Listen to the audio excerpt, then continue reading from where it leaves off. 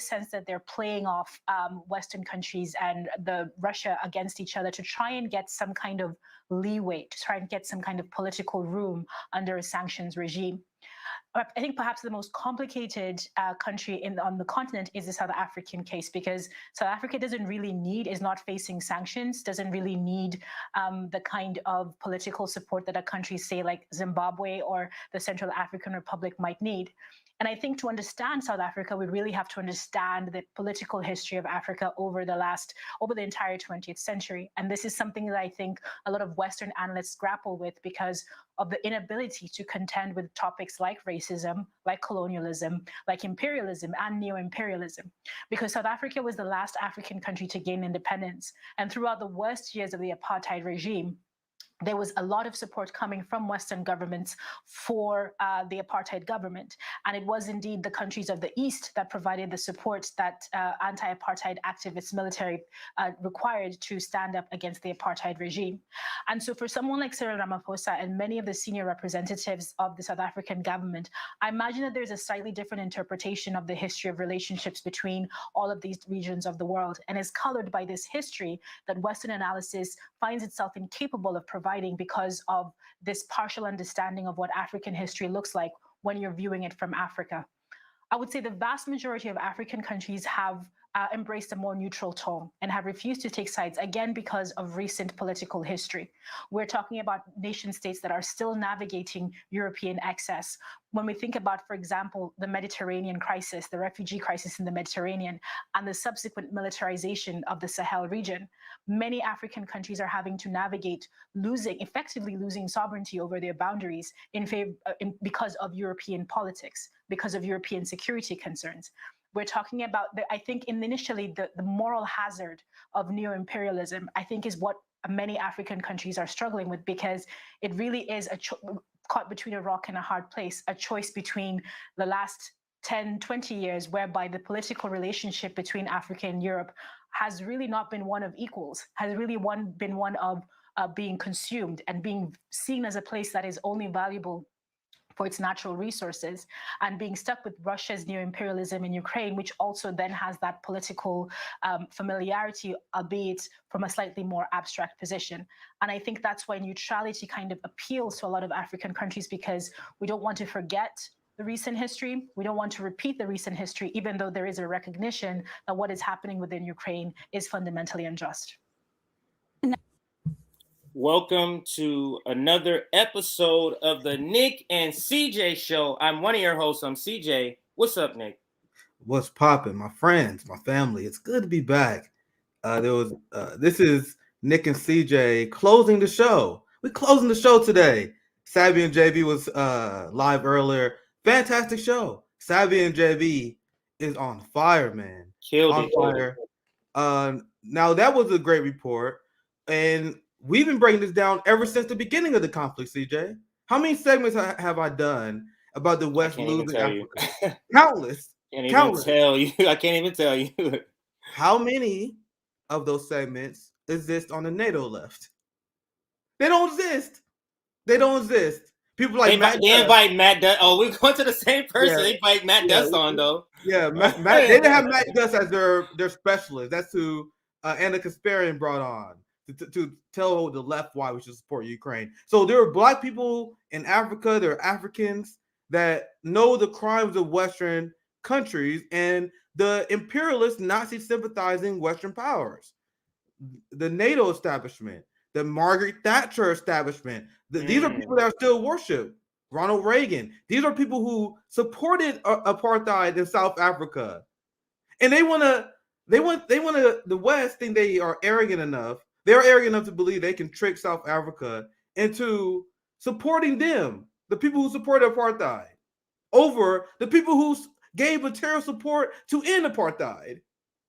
It's such a bad strategy. I don't understand the logic in thinking you can treat every single person in the room badly and think you're going to have somebody on your side in the end.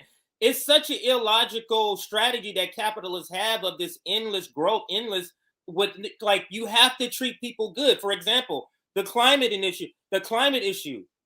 Wouldn't you want to prolong the planet, fossil fuel companies, so that you can keep making money?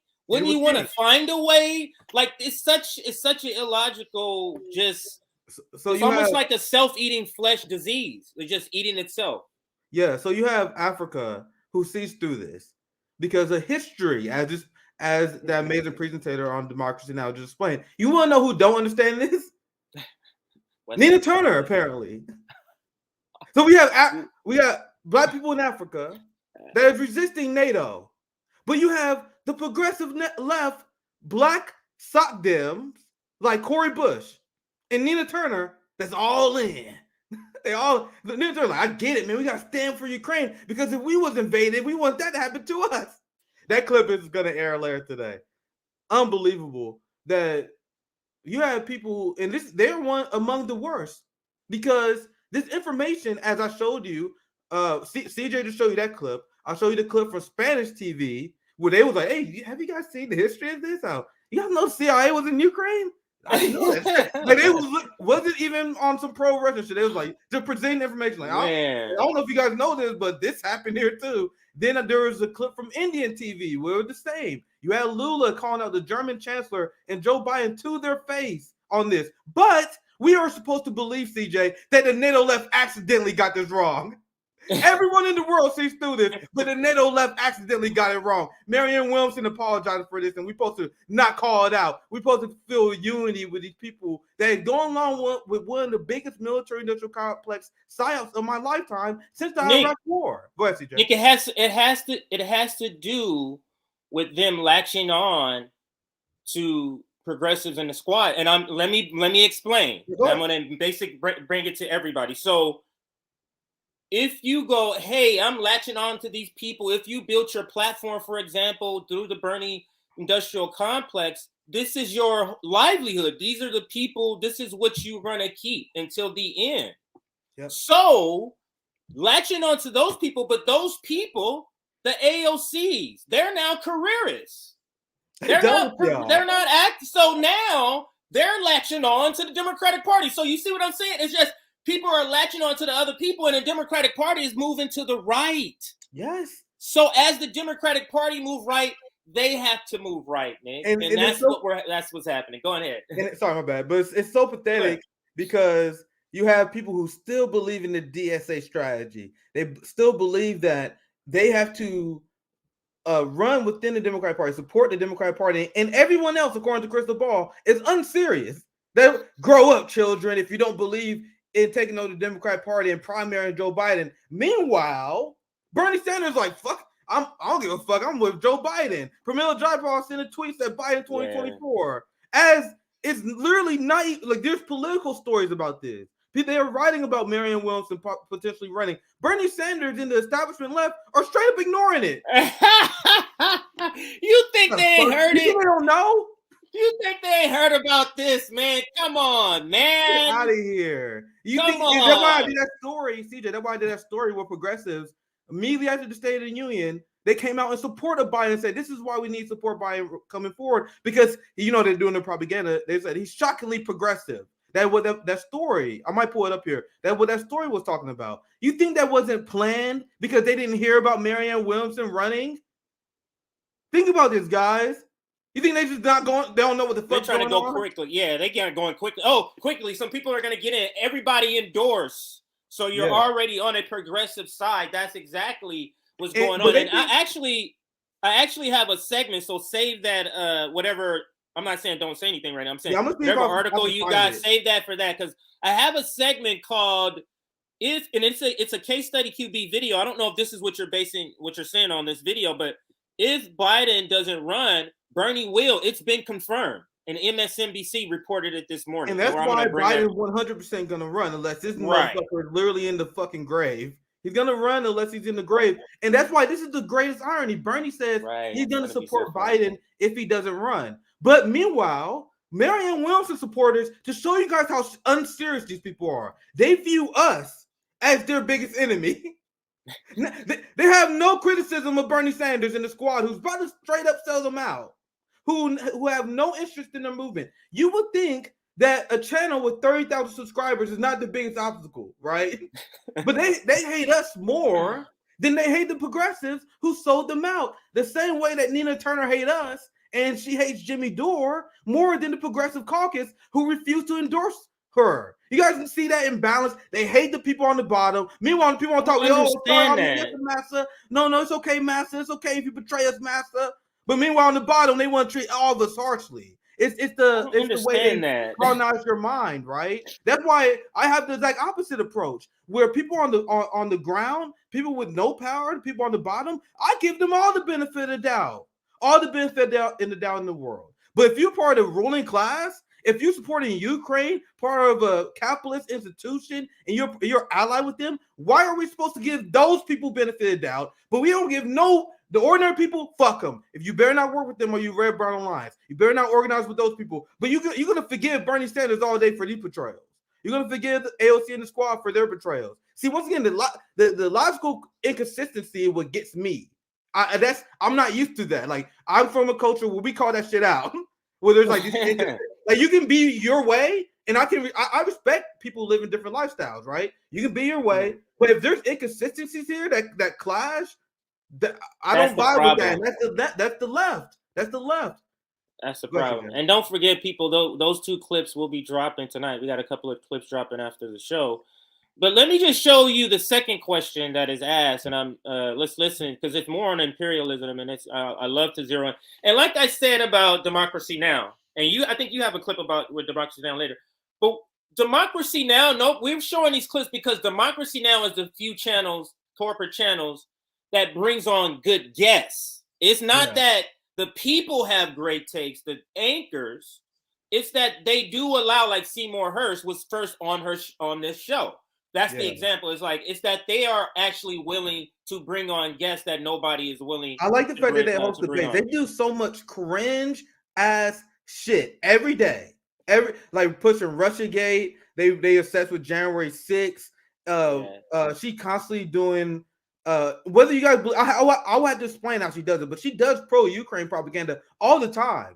Where she would just state shit that Ukrainian official says, and then she'll do a news story, and they say she would do stuff like Ukrainian official accused Russians of war crimes. And then she would just move on, no explanation. So it's like you would think most people and people give her a lot of benefit of doubt. And I'm not saying to go after her or whatever, because they're like, oh, she's just being a neutral arbiter of the news. No, the way she does it is make the neutral position the pro-U.S. Ukrainian position. She's very sneaky in doing this. Right. Anyway, right. but that doesn't erase what you said. I'll pass to you, CJ, but it doesn't erase. No, I was just gonna say because they do have good guests, they do good debates. They have I'm gonna show you the Matt Duss and Medea Benson debate. Remember, they also had the Matt Duss versus Ray McGovern debate. They also had I think it was Chris Hedges and Noam Chomsky was talking about why they didn't support Ukraine. So they would do good on booking on guests, but they do a lot of shady propaganda shit that's weird. Oh, back in the day when it was Obama or Hillary, Kashama and Cornell was on there. They have great guests, and that's the point. What I was saying, like they have really good guests. So, and this is another one. So let's listen to what she says in talking about what Africa is staying neutral. And to your point about the propaganda, there have to be there's different layers of propaganda because everybody's not going to fall for that drenching propaganda that you see on CNN. Everybody's not going to fall for that. So they have to have different layers. And then just like you say, Chips, because we study propaganda, you can point to the little things that's, no, this is not being neutral. This is actually taking a side. And that's how you can point it out. Yeah. But not you see how many people won't catch that are radical or believe they're radical. And it's in that radical lane. Yeah, and they do it all the time. Catch that, yeah. And one thing, it's different layers, yeah. Yeah, they do this all the time. If you don't know how they weaponize neutrality, where they will state Western positions, but at a point of neutrality. So as like this is the truth. No, you need to present both sides. You need to have an analysis on why they're aligned. They simply just don't do that anymore. And also, and this is I always try to bring this up because until Democracy Now apologize for this, every anti-imperialist, every leftist should continue to call them out for this. They still haven't apologized for their slander and smear of Julian Assange. They still haven't. The Gray Zone, if you guys haven't watched it, the Gray Zone released a video I think it was within the last 2 weeks where they cover in detail how they ambushed Julian Assange, repeat State Department smears, and still to this day have not retracted it. And then now they do segments like, we got to stand for Julian Assange. Hold on, yeah, that's good. Yeah. But when you retract that shit you said about him earlier, so that's one of the things that Amy Goodman does where I'm not saying that she's Rachel Maddow, but she's definitely doing some bullshit. Right. She's definitely doing some bullshit. Like when you do that slandering of Julian Assange, I want to direct you guys to the Gray Zone video because they do the really comprehensive breakdown on what the fuck they did with Julian Assange. It was really disgusting. But sorry, CJ, I mean cut you off. No worries. That was great. Let's listen to the second. I believe the second question that's coming up here.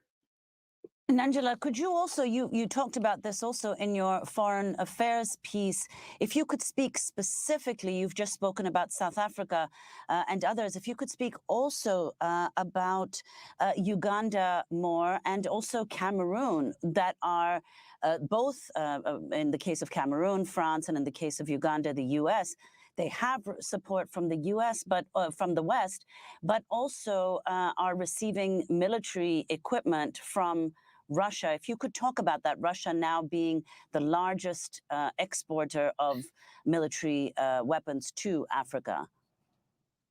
Nick, did this just happen overnight? It's almost like the U.S. didn't know. Like they didn't know the shit was in the works. It takes a while to get some weapons to people, man. It's not like overnight. You get what I'm saying? The deal is made months in advance, and they got to make these weapons. I don't understand. Why is the U.S. caught so flat-footed if they don't want this? Is what I'm saying. I'm not saying I don't want it. I'm saying if the U.S. is so against this, why are they so flat-footed here with Africa and Russia and Africa and China? Yeah, let's continue the video. We can continue. Yeah. Sure. Again, it's a fracture that exists in many African societies between the citizens of the country and the governments that rule them. Both Uganda and Cameroon are run by governments, administrations that have serious human rights violations, have perpetrated serious human rights violations against their own people. These are governments that are not legitimate. Paul Biya is the second longest serving president on the African continent. Yoweri Museveni has been president for 38 years. There have been serious efforts to suppress democracy, to suppress freedom, to suppress rights. And within that fracture, it's the dependence on Western governments to prop up these regimes that kind of keeps them in place, that allows them to remain and to impose themselves on the people. So she's saying that the U.S. is the only way or the main way that these oppressive regimes that they're talking about here are even able to be there, because the U.S. is the one that's propping them up through weapons and other financial means. It's so ridiculous. And this is the reputation of the West, and this is why they will never win over the global South again. How do you turn people against socialism, against the will of their people to be sovereign, in order for them to side with the West and to sell their people out to United States corporations? Who are the people who are most likely to do that? These are the most radical fringe elements of societies. These are the Taiwanese separatist movements. These are the Ukrainian Nazis, for example. These are the Nicolas Maduro resistance movement, the fascists in Venezuela, the Juan Guaido, who rely on political violence. This is what they have done throughout the course of history. In over 40 plus countries they intervened in doing this strategy where they prop up an extreme far-right fascists who hate socialists and communists, who is willing to purge and use violence against their enemies. And they was like, are we going to arm you so we can put you in power? And then you will do our bidding. This is what they're doing in Somalia as well, which is why a ton of people are pissed at Ilhan Omar for her position, because the Somalian people, the Somalian government that wanted the United States to invade, is the side the United States backed up, who used domestic terrorism on their own people. And then the United States said, we got to support this side because the opposition is guilty of human rights violations. It's like, yeah, Al-Shabaab does bad shit, but the opposition has tortured and killed people and violated human rights as well. What the United States does, they pick one side. They said, which side is going to sell out to us the most? Right. That's the side they always select. Let's pop that one up. But go ahead, CJ. That's exactly why the one they always prop up. But let's listen a little more and let her finish her answer here. And that creates a legitimacy gap that Russia has been very able to exploit, because there isn't. Because she says this part, which is very central to why I was even showing this clip.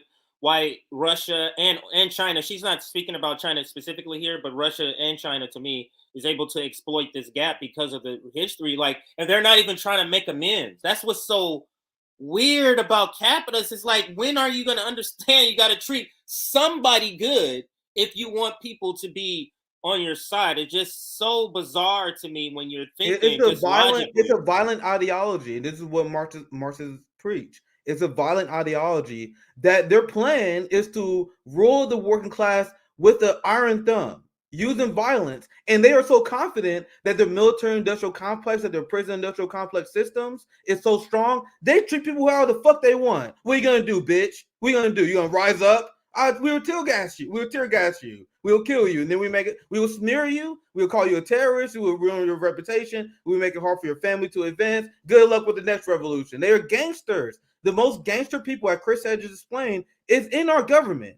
They're like, yeah, we treat Africans how we want. If they revolt, we fucking kill them. That's what Belgium did to the Congolese. That what the UK Empire did when they was imposing imperialism as well. Any uprising, they would just kill you. What the fuck are you doing? Get in line. Yeah. You're not a democracy. It's capitalism. We got the guns. We got the power. Yeah. That's their ideology. Yeah, and if you're a Marxist, if you're a socialist, if you're an anti-capitalist, I implore you to start using that offensive language against them. Stop using social democrat bullshit propaganda terms where they pretend other countries are authoritarian, giving our country a pass. That is capitalist apologia, and we should not stand for that. We need to use offensive language the same way that Lauren Ingram would talk about socialism. The same offensive language they use against us, we need to use against them. But go ahead, Hannity does that too. Shan Hannity does that too.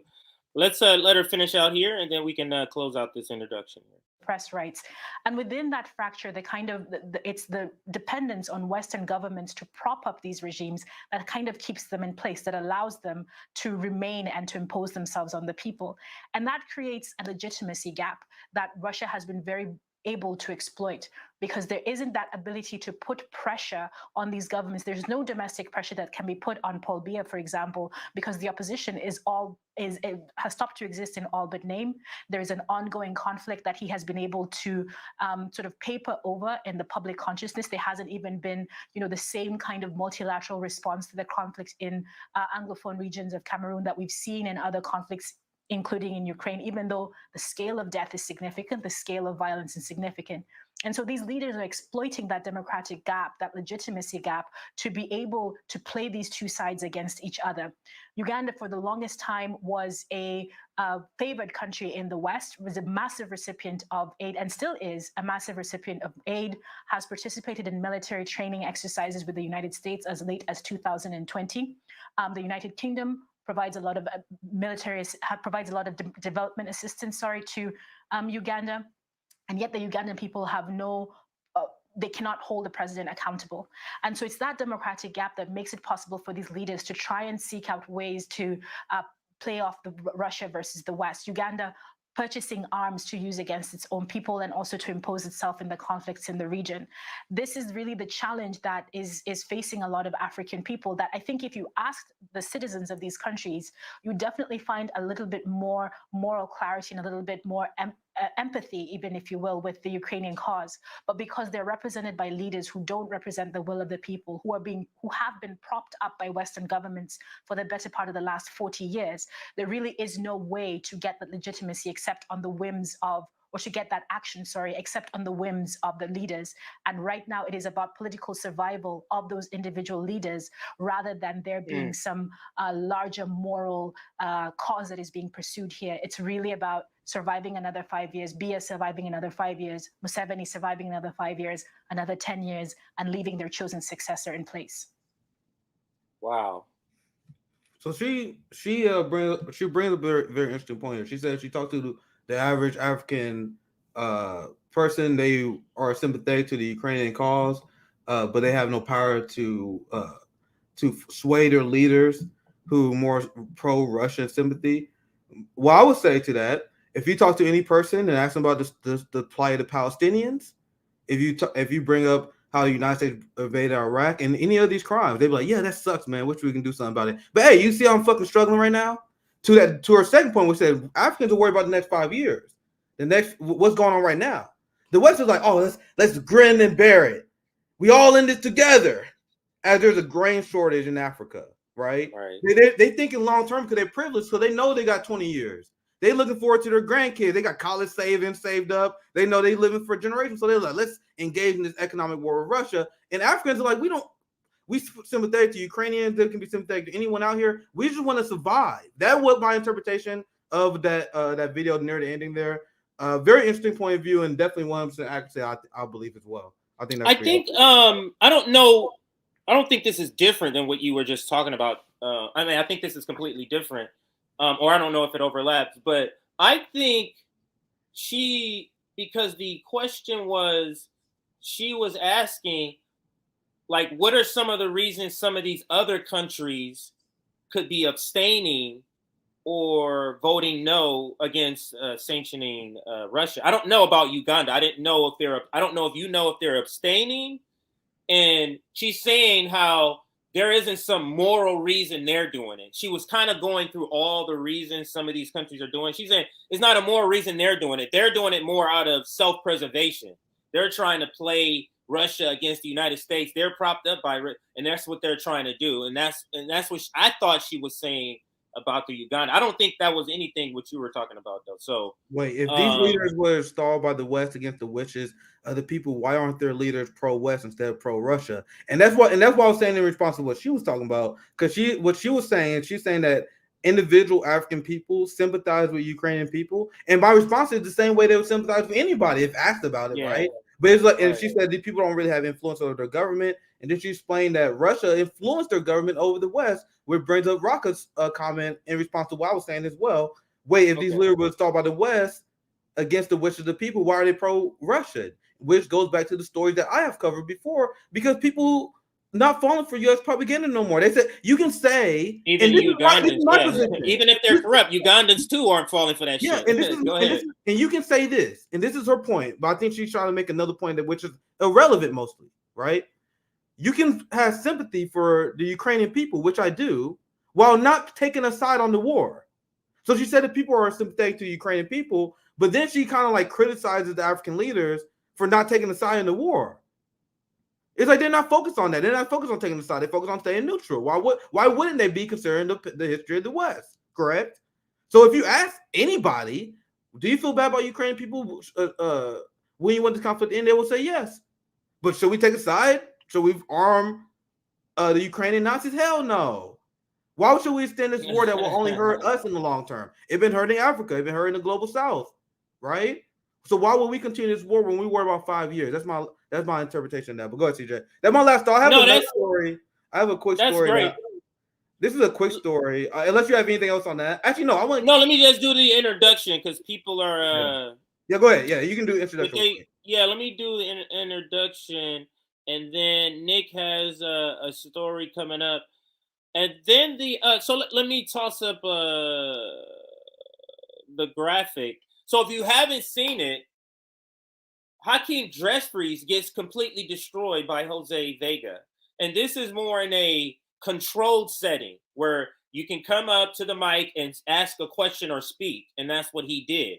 So he is not hiding or just jumps out. He has a mic. They gave him a mic so you can clearly hear what he's saying, and he's challenging him, and he's going off, and it's absolutely beautiful. And then the other person on the graphic, David Pakman, which we don't cover a lot because he's really comically, a vote blue no matter who person. So, but there is a short video that we are going to get to where he's talking about, he's defending Biden for going to Ukraine instead of East Palestine. Seriously. I am not kidding you. Even though everybody is getting dragged for that, and that's Pete Buttigieg, he believes this, and Joe Biden. Anyway, and then here is our website, revolutionaryblackoutnetwork.com. info@revblacknetwork.com is our email for those listening. I'll say that again. info@revblacknetwork.com is our email, our contact email for those that need to contact us. We are all still pushing to RBN to 50K. Thank you for those that have recently joined and become members. We're at 31,300 or so, or somewhere around there. Our Substack, join if you need to get in, or if you want to get notifications when we go live and when we're our 3 or 4 clips that drop a day. So it's about 3 or 4 emails you'll get. You also get access to our Discord and our upcoming op-eds that we're going to be writing on our Substack. And last but certainly not least, we have 420 people watching. Can we get to 400 likes? So let's everybody hit that like button. Get us to 400 likes. Last time I checked, we were like around 200. So 200 more people hit that like button to get us to 400 likes. And we do want to shout out some new members here. New member right here. Man, it's small. Serena, I think Serena Sawyer.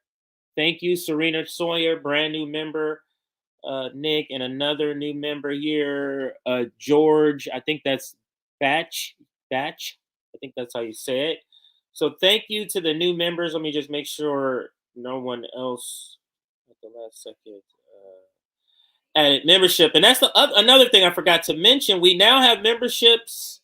So if you want to join, you'll see a little join tab now next to the video, or if you go to our actual channel page, you'll see the little join button there. $3.99, and you get some extra perks that you see in the chat. So thank you for those that are brand new members. Welcome aboard, Nick, and I'll pass it to you for your first story, shirt. So the Pac-Man video, that's gonna be pretty unbearable. But I told you guys yesterday. The NATO left is struggling with this issue. The whole East Palestine, Palestine they are. With the Biden trip to Ukraine going on President's Day instead of this, there is a giant story. This is the media story of like the week, right? Biden visit Ukraine, and then the liberals dug a grave even further because I don't know if you saw this on Morning Joe and a few of the liberal channels. They was making the Biden Ukraine trip as a giant thing. It almost like they planned this because you know how Biden was planning the trip. They was coordinating with their media allies. Like, let's make a big thing about this. Morning Joe had a giant presentation prepared talking about how Biden is amazing. I didn't get to this yesterday. I'm actually mad I didn't get a chance to. We may do this later in the stream where Morning Joe have a segment where they said Biden going to Ukraine is the defining moment of his presidency. So the liberals made a giant miscalculation because they had this media blitz planned to highlight the fact that Biden went to Ukraine. Right. So this happened as the East Palestine disaster happened, and the Democrats were so incompetent they didn't adjust. They didn't sit down and call it audible. They called no audible. No audible happened. Because to me, it's clear what was going on, right? It was planned. The media blitz was planned. When the Ohio disaster happened, if you was competent and you cared, which we know Democrats are neither, you would call audible. You'd be like, hold up. We got to cancel this. We got to cancel the media blitz. And let's go to Ohio. They fucked up. They fucked up big time. So now what money makes you do. When you owe money to the weapons manufacturers, this is what happens. You make bad decisions like this because this is the only reason they would make a bad decision like this. Yeah, so the liberals been all in talking about this story because they think it's a win for Biden. And they learning the hard way, guys. I'm gonna show you guys some receipts here. And then you have the right. This is all they're talking about right now. This is their story of the week. How Biden abandoned East Palestine. Yeah. Donald Trump is there though. I'm gonna show you guys just one example. I literally type in Biden, and this is all you will see. Let me pull this up. I get used to the new. I don't know if it's different for you, but I haven't seen anything new, so I haven't seen it yet. Actually, it might be just me then. But this is Benny Johnson. I'm sure this is a concern. Yeah, I see Newsmax. So I'm showing you this because this is the narrative coming from the right. Liberals have made a giant mistake. I saw someone say, and there was this liberal reporter. There's a story I didn't save. I might do it later as a segment where they said this was an unforced error. This was an unforced error. Actually, I'm gonna find out. I might pull it up later. But I'm like, this is not unforced. This is your policies, motherfucker. What's unforced about this? You guys definitely deserved it. Do you guys reap what you sow? You guys sided with the military-industrial complex, which included NATO left, instead of prioritizing the American people. And this is the result. You have people like Benny fucking Johnson and Donald Trump able to do stuff like this, where they went to East Palestine. I'll read Benny's tweet. Tens of thousands of pounds of goods, food, and water being delivered to the people of East Palestine, Ohio, right now before Trump's visit. CJ, look at this. Trump paid for all of it. Man. So what? Hey, online left. These people don't give a fuck about these litmus tests. The only thing they're going to care about in the election, Trump was there. He paid for our shit. That's it. They're not online. They're not political. This is almost. They're going to be like, what about freedom? January 6th. They're going to be like, nigga, he showed up with some water. Shut up. That's what they're going to say about people, that. guys. Like, I'm dead serious. Think about the most influential online person, right? Ben Shapiro, right? He got like 5 million subscribers. That's a giant, a very small percentage of the population. Most people are not tuned into the shit that we are, right? So most people, they see this and this wins votes. Look at the last part. Number of goods delivered from the Biden administration, 0. And I'm gonna pull this video up because Kareem, what's the fucking name again? Kareem Jean-Pierre was I had to pull out like, what the fuck her name again? She was before you play it, Nick. Before you play it, Nick, as you pull it up. Go ahead. It's so freaking weird how at the last minute Nick joined, and we literally have some of the same topics. This is a topic I was gonna cover right here. All right, cool. We can throw it in. Yeah, and we didn't even talk about this. Yeah. It's so funny how you just went into this, but this goes into this topic where it was like where I call Ohio derailment will reelect Trump. This right here, along with maybe I shouldn't say be so forceful and say will, but this is helping Trump get reelected. The lackluster response by the Democratic Party showing Mayor Pete barely showing up. This literally looks like a clown show. Now it's like, nigga, you here now? I am great now. Like, go ahead, Nick. This is why I'm here to expose to the people who believe that this is a competent organization. This is what Marxists do. We expose the flaw of the capitalists in their system. So I'm here looking at this like this exposes how ridiculous and how dumb the Democrats are that this is happening. And I hope this will be one of the things that leads some person to thinking, man, maybe I should look at other alternatives outside of the Democratic Party. Not become a Republican, but look at this moment and be like, yeah, the Democrats are incompetent. Any moment like this, I am going to highlight the shit out of it because I want those shit. And not for the radical minds, because we already there. It's for it to get the people to make that first jump. Like, damn, these people just really fucked up here. What the fuck is that about?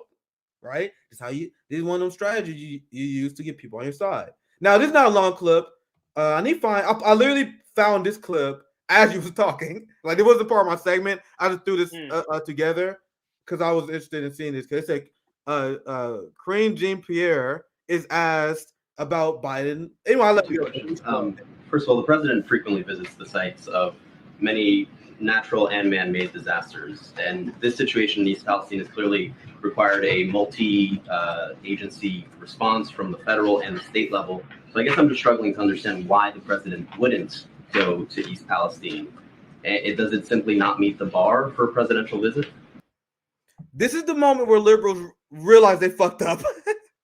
Because they made a big deal over the Ukraine trip, right? Now they can't sweep this story under the rug like they tried to. Now they are being asked these questions. Maybe Biden should visit East Palestine, Ohio, right? And we're going to cover this later. The NATO left is struggling with this. We see how Nina Turner, and this clip going to premiere here later, where she gives this performance, this speech about her not in Palestine. But then she's like, oh, I still support him supporting Ukraine, though. And then you have David Pakman all the way to fucking confused, who said, oh, yeah, he's going to defend him.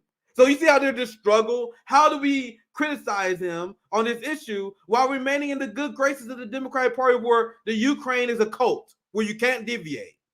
It's been great to watch. And of course, look, listen. I want to be very clear here. There's no reason to struggle, I don't think, on this question.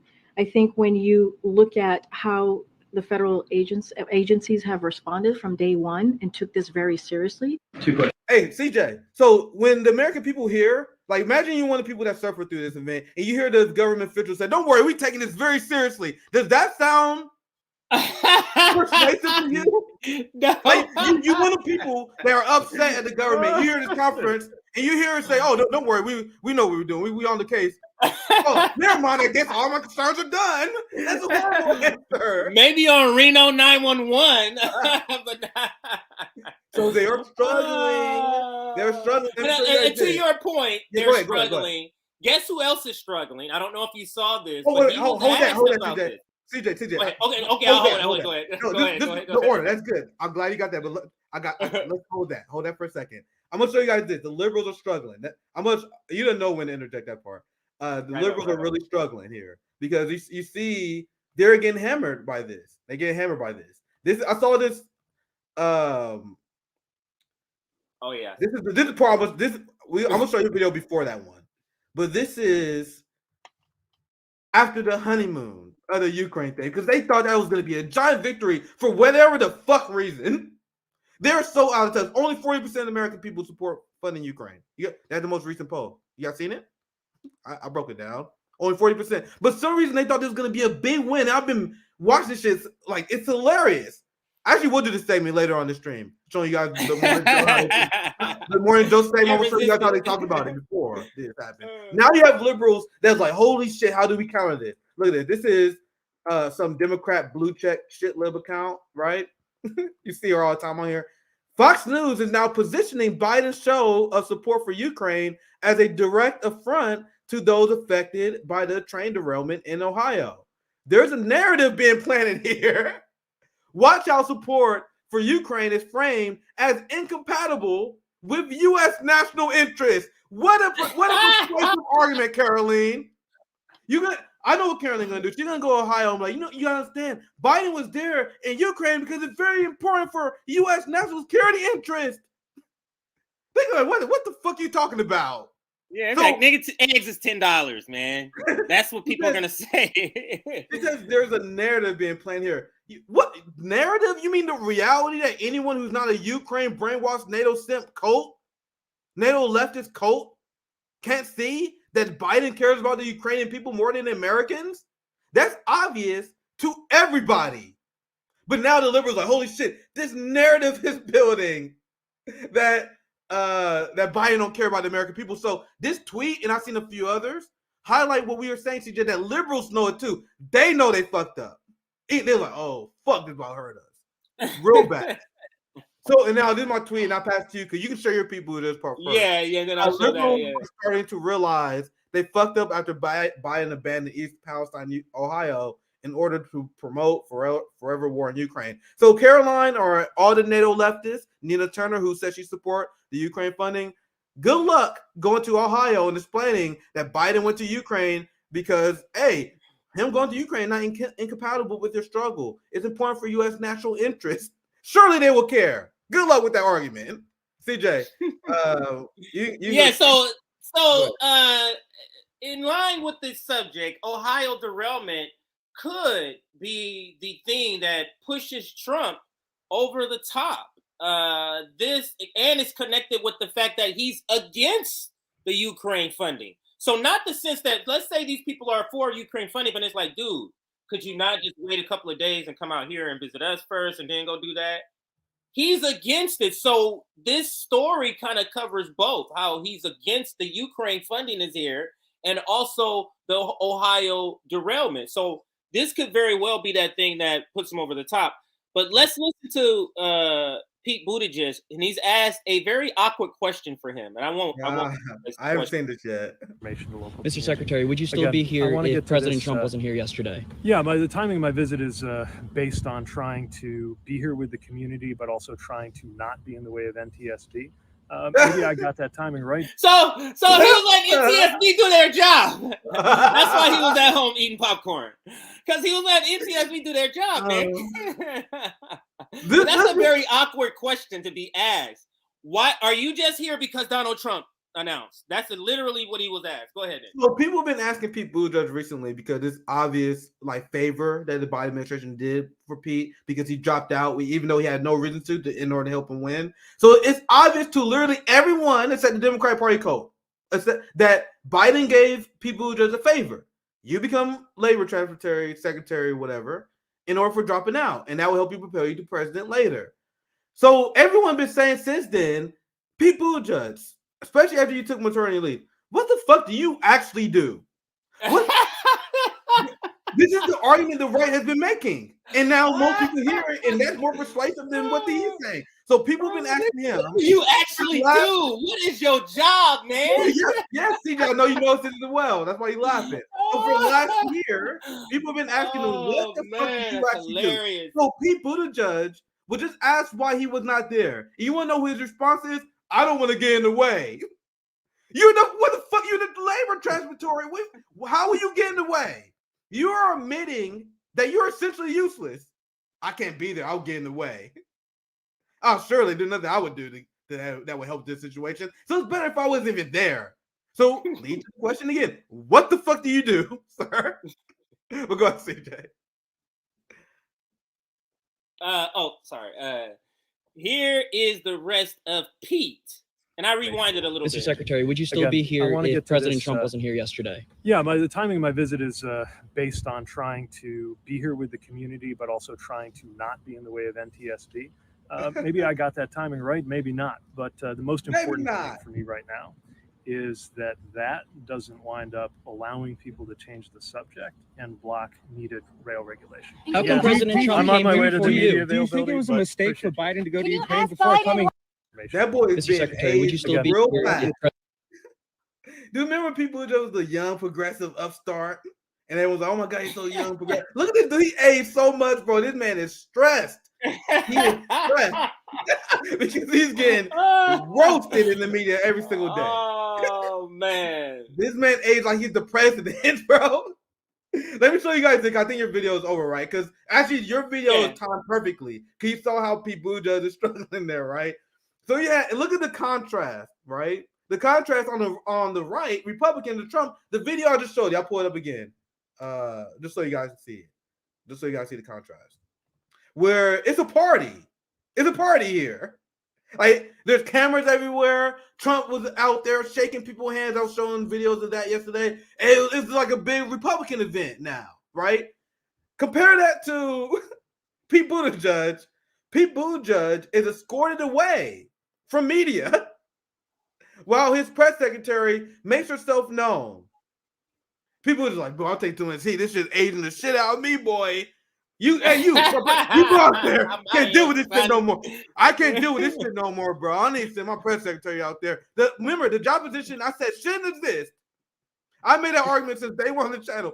That job should not exist. If you cannot answer media questions, you do not deserve the job. And you're not that busy. Not that busy. Biden is not that busy. If you are not even just president, not just people, if you're a congressperson, senator, you owe us at least 1 day a week where you go in front of the media for an hour and answer questions. That is not going to disrupt your schedule. That's my position. So this position shouldn't exist. But people just send him out there to take questions because he gets his ass beat so bad. He had to be escorted away from the media. Compare that to what's going on the right. Where they at media, you want to see this shit? The right is begging for media, and meanwhile, people are just being escorted away. What a colossal fuck up. Yeah, and did you see this? I still haven't been able to find where this video is from, but I got clips.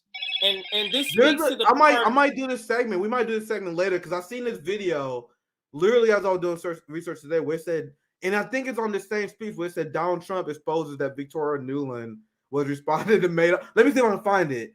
It's a long speech. It's a long speech. So yeah, I think it's the same speech. Go ahead, CJ. I think I might do it. Yeah, I'll play this one. This one's about the derailment. So let's listen to what he's saying about. I'm sorry. This is about the Ukraine war. So this Ohio derailment story, which is now being tied to the Ukraine war, and that's what Fox News, and that's another segment. Maybe I can tie this. Yeah, segment I have a clip after this, CJ. Yeah. I have so a let's clip play after this. this. Okay, no worries. We're teetering on the brink of World War III. And a lot of people don't see it, but I see it. And I've been right about a lot of things. They all say Trump's been right about everything. None of this excuses in any way the outrageous and horrible invasion of Ukraine 1 year ago, which would have never happened if I was your president, not even a little chance.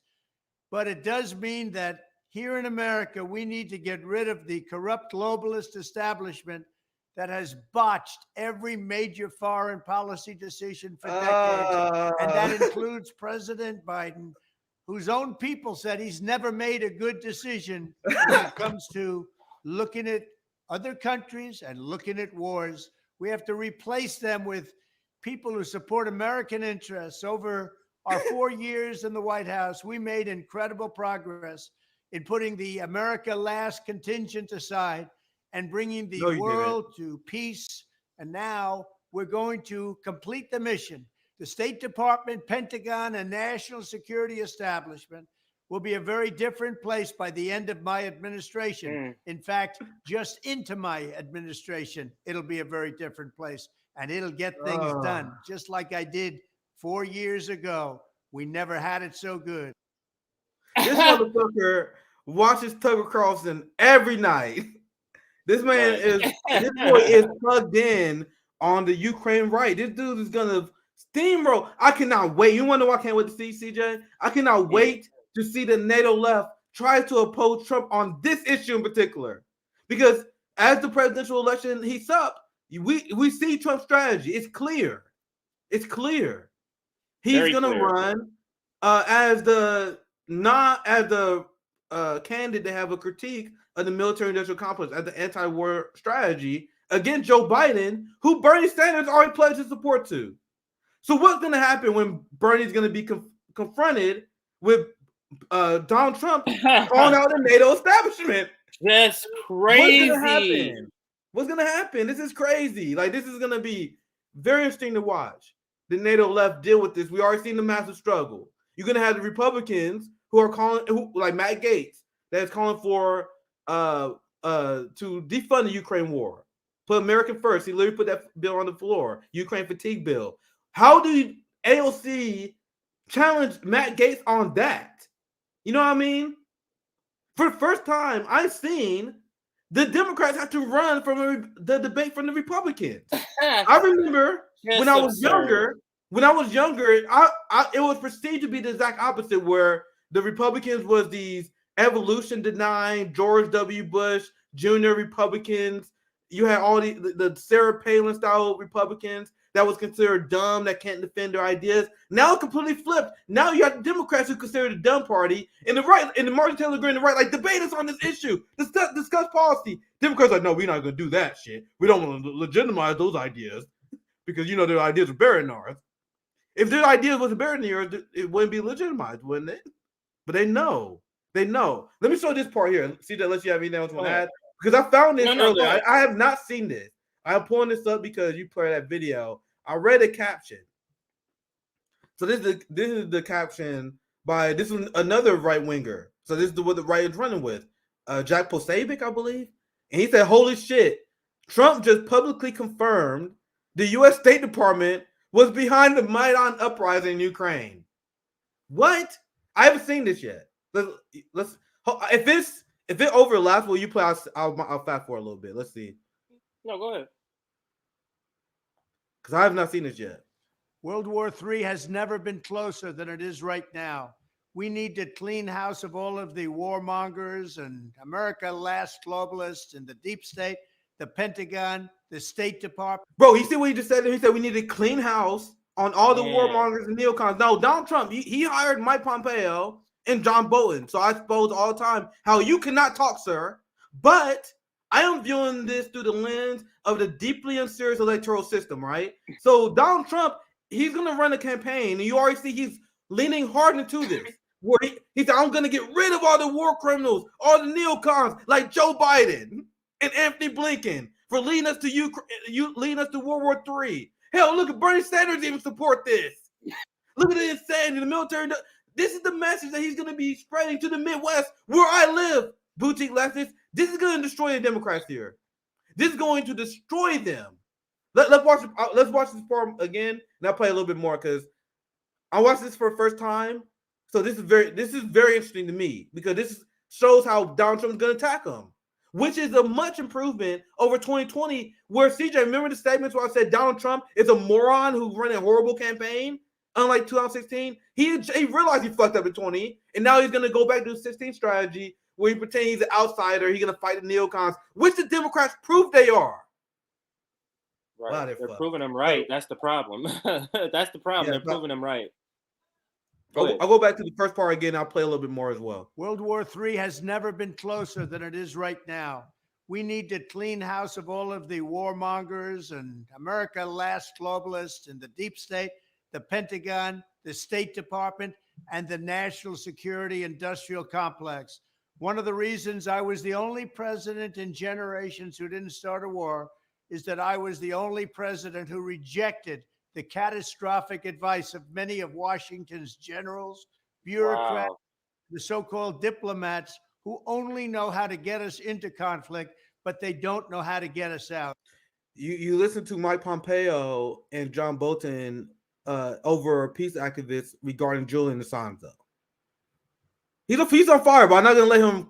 I'm not gonna allow Trump to whitewash his record like some people. Like some people allow on the right because they benefit them. Like he's lying and bullshitting, which is obvious because he's pussied out on Julian Assange, pussied out on Russia. I told you guys all before how he was extremely anti-Russia.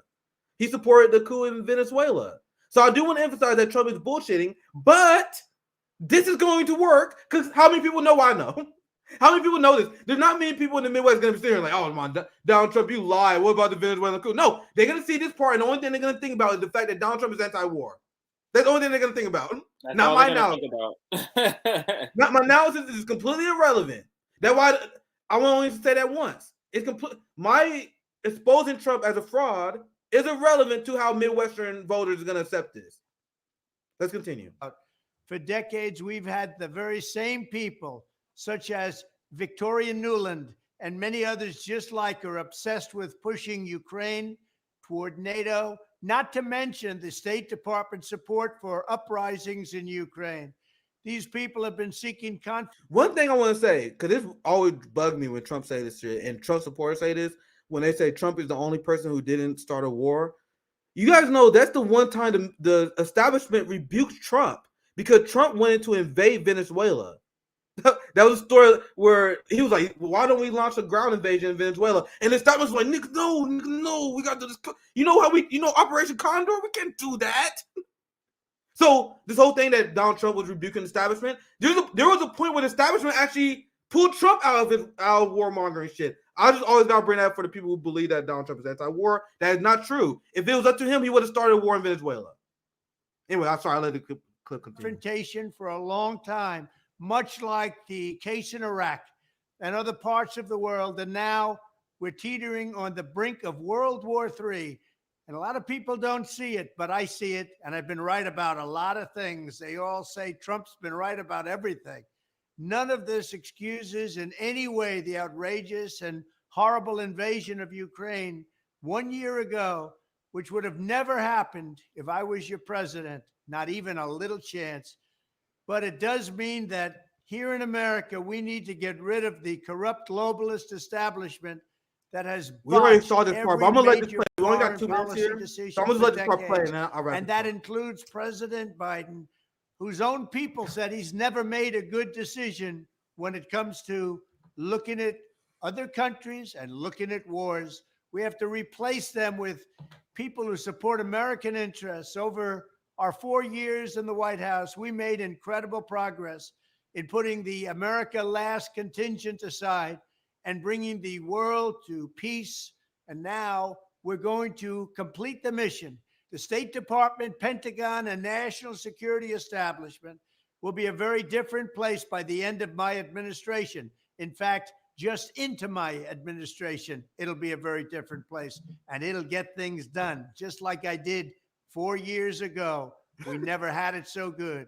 We'll also stop the lobbyists and the big defense contractors from going in and pushing our senior military and national security officials toward conflict. Holy, we know he don't mean it, but he just said we're gonna call out the arms industry who pushed us into conflict. The arms industry that Biden enriched. If they're smart, man, they're gonna destroy the narrative. Bernie Sanders, the NATO left, the people who want to stand up against the military-industrial complex, are responsible for their income and profits boom. Meanwhile, Donald Trump is calling this out. Horrible optics for the Democratic Party. Only to reward them when they retire with lucrative jobs, getting paid millions and millions of dollars. Take a look at the globalist warmonger donors backing our opponents. That's because they're candidates of war. I am the president who delivers peace, and it's peace through strength. There was a reason we had no conflict. There was a reason we didn't get into wars, because other countries respected us. I entirely built, all right from the beginning, rebuilt our military. It's a big reason for that. They didn't want to mess around with the United States, and now they're laughing at us. We could end the Ukraine conflict in 24 hours with the right leadership. At the end of my next 4 years, the warmongers and frauds and failures of the senior ranks of our government will all be gone, and we will have a new group of competent national security officials who believe in defending America's vital interests above all else. Thank you very much. So, to be honest, it seems like they overhyped this. I mean, that was very interesting. But did I miss the part where he publicly confirmed? I thought he was. I was thinking based on this tweet that he's gonna be like, yeah, it was the United States that was behind. I didn't hear him say that. I don't know if that's the whole thing, because I know it's a long speech. I don't know. Yeah, I'm just saying, just as and to be accurate, just to correct myself, because I just took his word what he said at face value. Just based on this clip, I didn't see him say that. I'm looking in the chat, see if you got. I didn't see him say that, but that clip's still interesting. I didn't see the part where he said he exposed the U.S. State Department was behind the Maidan uprising. So maybe people should watch the video. But anyway, this is Glenn Greenwald. I want to see what Glenn had to say. Victoria Nuland, maybe he's giving info on it because I didn't hear it. I didn't hear Trump call out Victoria Nuland by name, which would have been great, but that still was interesting to see. But this is what Glenn Greenwald said. Victoria Nuland, who went from being Dick Cheney's primary advisor on the glorious Iraq war to running Ukraine for both the Obama and Biden State Departments, bipartisanship, chose the leader of Democrat Ukraine, and she got caught doing it on tape. So Glenn Greenwald came in here and explained what the Maidan uprising is. I see someone say he's only hinting at it, which yeah, he is, but he didn't call him out by name.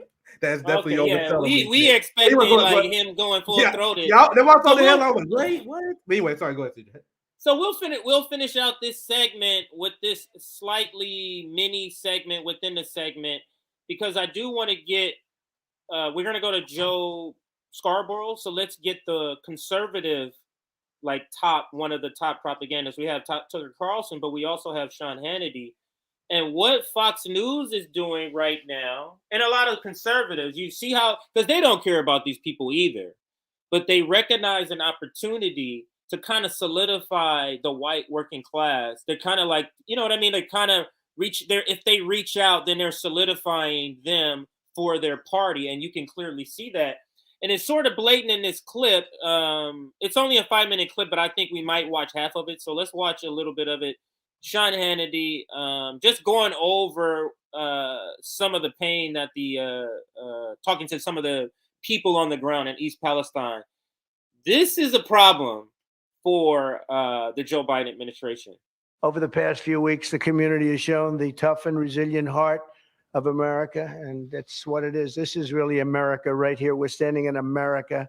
Unfortunately, as you know, in too many cases, your goodness and perseverance were met with indifference and betrayal in some cases. But we're going to find time to come back if necessary. If they don't come back and give you the treatment that you need, we will be back. The Biden administration should ensure that every family has the option of moving and homes and everything else until this thing is straightened out. You notice there how he doesn't take a shot at him. He instead says, hey, make sure you take care of this family. Go ahead. You were going to chime into the same spot, so go ahead. Only thing I'm about to add is this is what I said regarding Biden when he's talking about Ukraine. You notice how he turned to like a social democrat. So like these free market capitalists, I want to ask you guys these questions because capitalists during COVID said that, oh, it's not fair that people get COVID and they go bankrupt over that. And my response is, why is it fair for someone to go bankrupt over cancer then? Right? So obviously we all have a sympathy for the COVID victim, the same way we have sympathy for someone who's suffering over East Palestine. So here you have hardcore capitalists like Donald Trump and Joe Biden in the Democratic and Republican Party calling for massive aid for this community, which go back to my COVID question. They deserve the aid, yes, But why don't Americans who have their water poisoned in Flint in the South, why don't they deserve that? Why don't the people who are homeless? Why don't the people who struggle financially? Why don't they deserve the same aid that people advocate for East Palestine? These are the questions that capitalists can't answer. Why is one struggling okay under the system, but not the other? You guys turn to chameleons. You guys don't believe in free market capitalism. You guys want to help some people while allowing other people to struggle. And this is the contradictions that does not make sense to me as a Marxist. But that's a side plan. We can get back to the video. Yeah, let's listen. I mean, we have dead fish, we have dead animals, we have sick people. Our very own Sarah Carter managed to visit East Palestine before anyone from the White House. She has been on the ground reporting for weeks now for this show.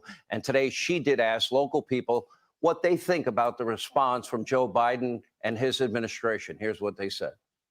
Are you frustrated by watching this turn of events? Did you think that this would actually happen after such a disastrous train derailment and chemical spill that you wouldn't hear from the Biden administration on I this? expected not to hear from them. Honestly, I'm not surprised. They haven't been to the border yet. So why would they come to East Palestine? It's pretty much a slap in the face to go to Ukraine on President's Day and not come here to East Palestine. Biden, he ain't coming here. He's over there collecting money off of Ukraine, not from here. It's been over 2 weeks. Where is the administration that is in power now, we'll just say? Why are they not here? Why weren't they here the first week? Why weren't they here right after the mushroom cloud that everybody has seen and we continue to see played over and over again? As far as President Trump visiting today, how do you, well, obviously he's getting a great response. I've seen it up and down the streets. How do you think it's going to make the people feel, though? Do you think this is what they need right now? Yes, absolutely. This is what they need. It'll lift them up. It's like they know somebody cares for them. When it comes to real solutions and real problems, they're nowhere to be found. And so one of the things when Trump was in office, and like today, he's coming out because he cares about the communities. He understands what it takes to build a community. Come on, man. Now we, these are workers, so I give people like this grace, just like we give liberals who don't understand, like elderly people who don't understand that MSNBC is. Like, of course, Trump is not any of that. What some of these workers are saying, of course, he's not any of that. But that's all I don't want to chastise them for being misled per se on the surface. But go ahead. Remember what I said earlier in this channel? I'll tell you guys, I give a lot of grace, benefit of doubt from the people on the bottom, but that shit doesn't exist if you're Bernie Sanders. You're a U.S. senator making $170,000 a year, exactly. $400,000. Like if you're AOC and them, you collecting that fat salary, you have massive power. You don't get that much benefit out. But the average person, I try to show grace, and we want to educate those people. But yeah, if politicians are not your friends, I really need American people to get that. And that's the video I'll show you guys. I think it was with you actually, where you have people asking for Trump's autograph. It's like, come on, man.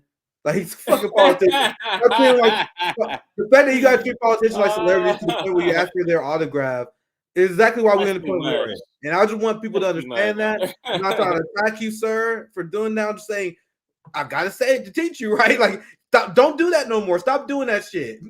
It's literally beyond pathetic that you guys ask. Like, you see, it happens at AOC events, too. They be like, AOC, AOC. They like the DSA people cheer like she's a rock star. Like, don't fucking cheer for her. I can't see myself doing that.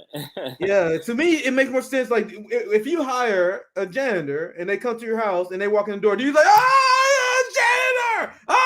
Yeah. The janitor is here to do a service for you. He's a public servant, right? That's the way that's how I view politicians. So you shouldn't react to them like, oh my God, it's Bernie, oh my God. You don't do that for janitors. You don't do that for your servant, your tippers, right?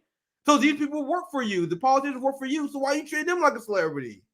That's how decolonized my mind is. I would do that for the janitor before I do that for any politician at this point in my life. I hear you on that one. Like, oh my God, thank God you're. Oh my God, thank God. I'm so happy you do what you do. I would do that way before I do that for a politician. And I wish more American people had that mindset. If we would have much more potential revolutionary potential in this country.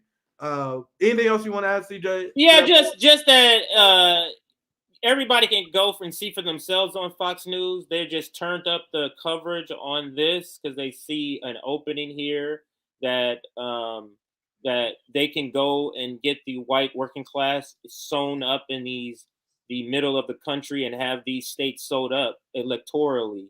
So this is a political play that the backers and the donors of conservative backers and the donors are doing.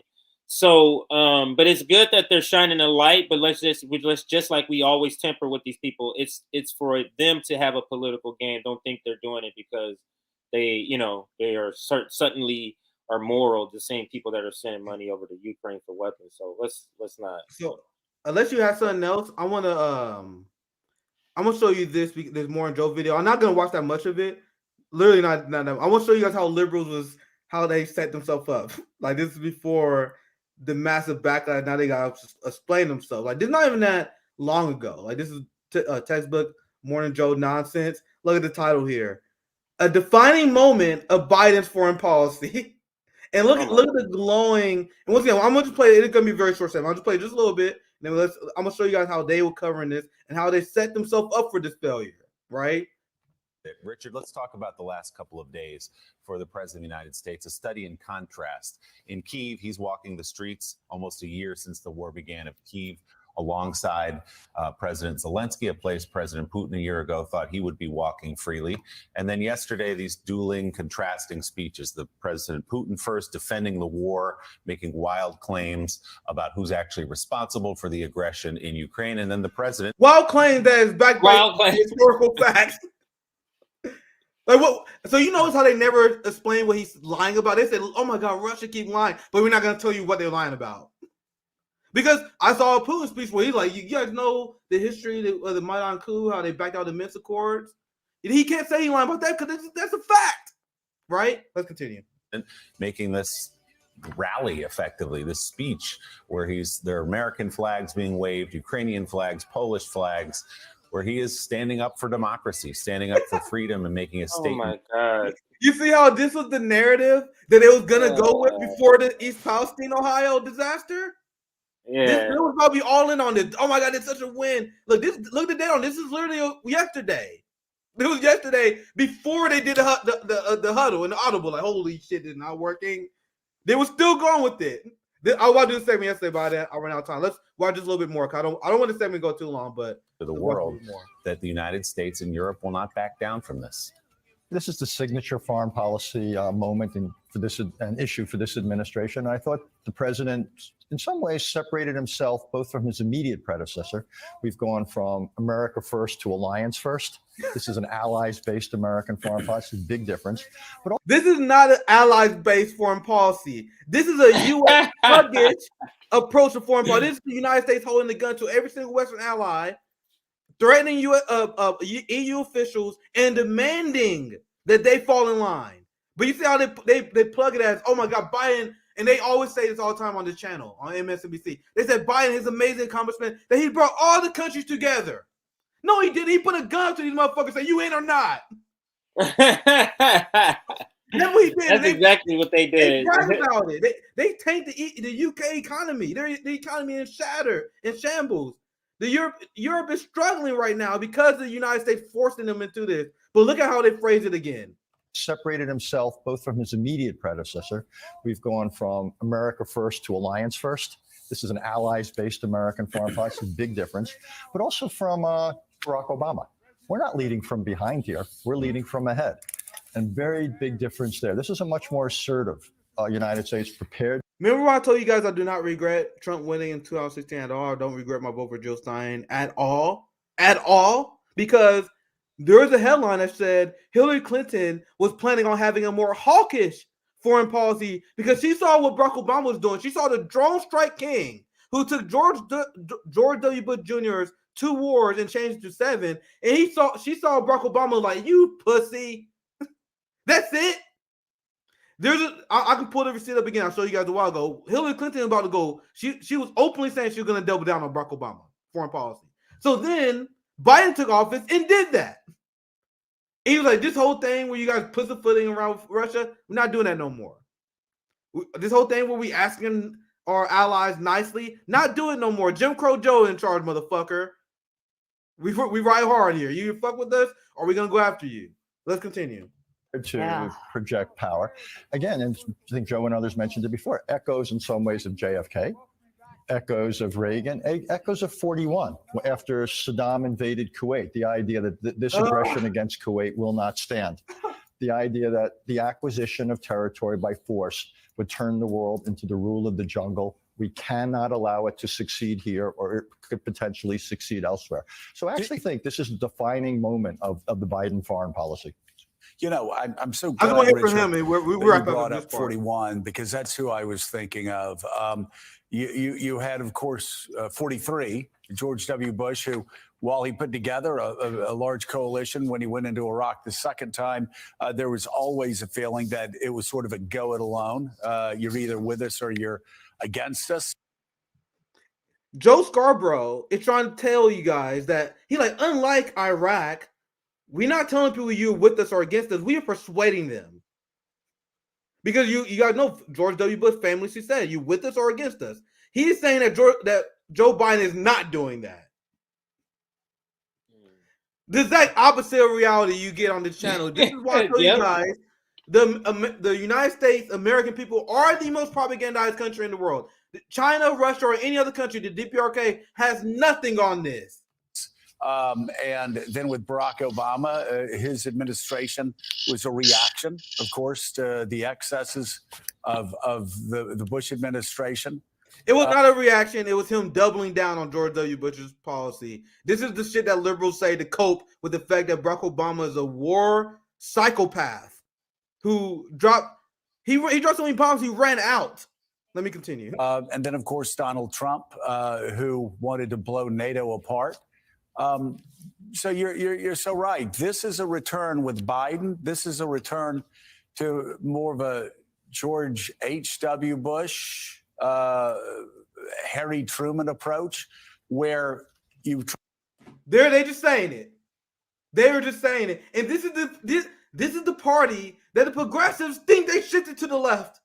This is the person that Bernie Sanders is about to go to bat for in 2024. The guy that Joe Scarborough accurately said has the same foreign policy as the Bushes, which he does.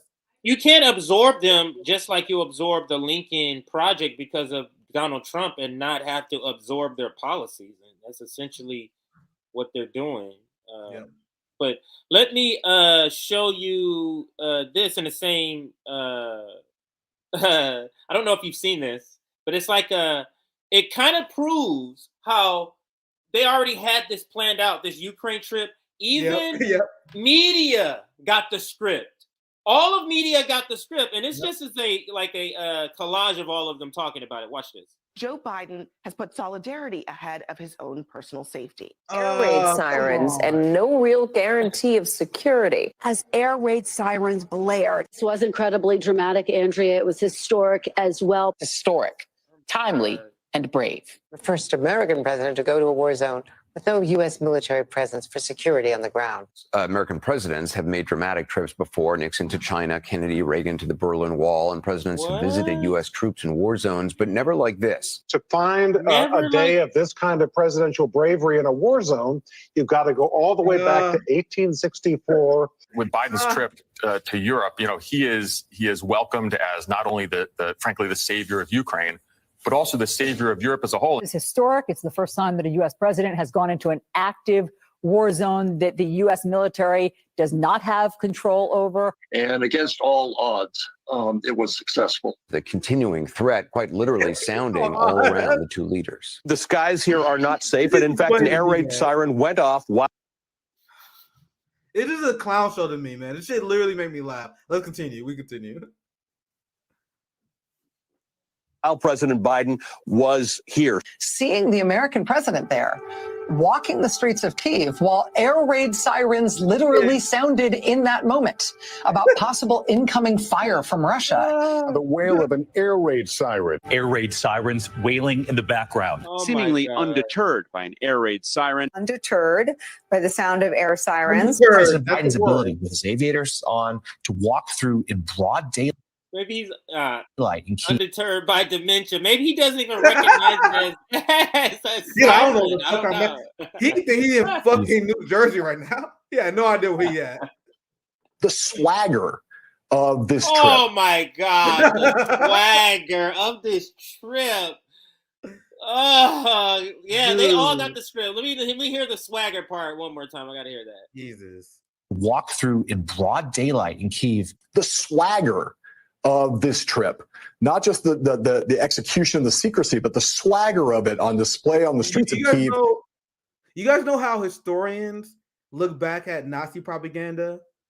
They look back at U.S. propaganda against Japanese people to justify internment camps. Like you guys are seeing them famous comments. They like historians will look at propaganda that came from the South to justify slavery and Jim Crow laws, and they will look at it like, "Damn, man, this is fascinating. Isn't it fascinating? This propaganda they used to employ?" And I'll be like, "Used to." So the same way they look at oath propaganda with fascination is what I do now when I watch Morning Joe and this bullshit here. It's like, holy shit, this is propaganda on such a level that is fascinating to watch. Like it's scientific. It's scientific propaganda. You're watching historical level shit right here in the United States. In 30 years, or whoever wins, I don't know, whenever the working class eventually wins, we're gonna look back like, man, this propaganda in the 2010s, 2020s was insane. Like you guys, people don't see it right now because I guess it takes time. That's why we gotta go back. But people are gonna look at this shit like this was incredible at some point. Whether it's gonna be Chinese society, whoever wins later, not gonna be us. It's not gonna be us saying this. It's gonna be like people later, like when they study it, they're gonna be like, good Lord. Yeah. I might do the Medea Benjamin. We can cover that tomorrow or maybe sometime this weekend. I think you got another story, don't you? Yeah. I got two I got time for one more. I have time for one more. Okay. We have I could do the. Well, then if you have time for one more, because we have the David Pakman and the Jose Vega. Let's see. I can do both. Because Jose Vega shouldn't take too long. Because we can watch that video. Yeah, that's what I was just gonna. Yeah, let's play his. I can do those last two. Yeah, let's do his real quick because I don't think that's gonna take much longer, like you said. Let me pull I can do those two. All right, so let me do one quick announcement while I prepare this. So make sure you get on our Substack if you want notifications when we go live. Don't forget, like for example, Sabby Sab and the Sabby Sab and JB show, they completely switched their time this morning to this morning when they're usually after the Nick and CJ show. So that's just an example of how, if you're on our Substack, you would have been notified of that change. So make sure, if you're able to get on our Substack to get those notifications. You also get notifications of clips. Thank you for everybody who got us over to 31,000. Don't forget, we have memberships. $3.99 for memberships. Thank you for all of those that subscribe today to those memberships. Our website, revolutionaryblackoutnetwork.com. Check it out. And our email is info@revblacknetwork.com. One other thing.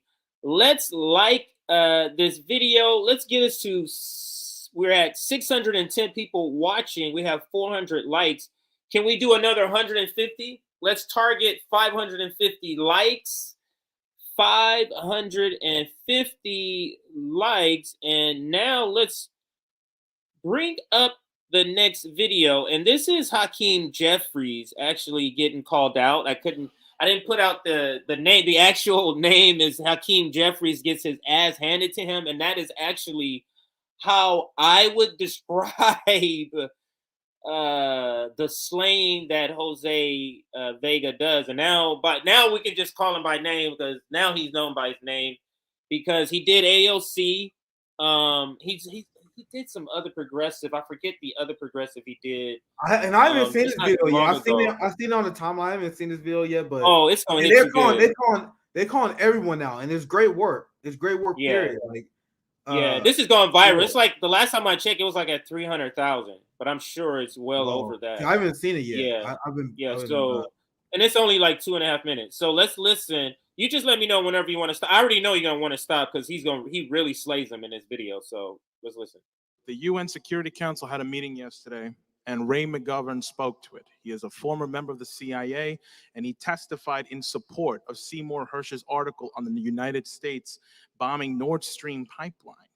If it is proven that the United States bombed the Nord Stream 2 pipeline, as has been asserted by Seymour Hersh and his article, will you call for the United States to acknowledge and admit that that was an act of war against Germany and Russia? And I'm asking this because this may be the only way to prevent the rest of us from being killed in a thermonuclear war. And I don't want to be fried.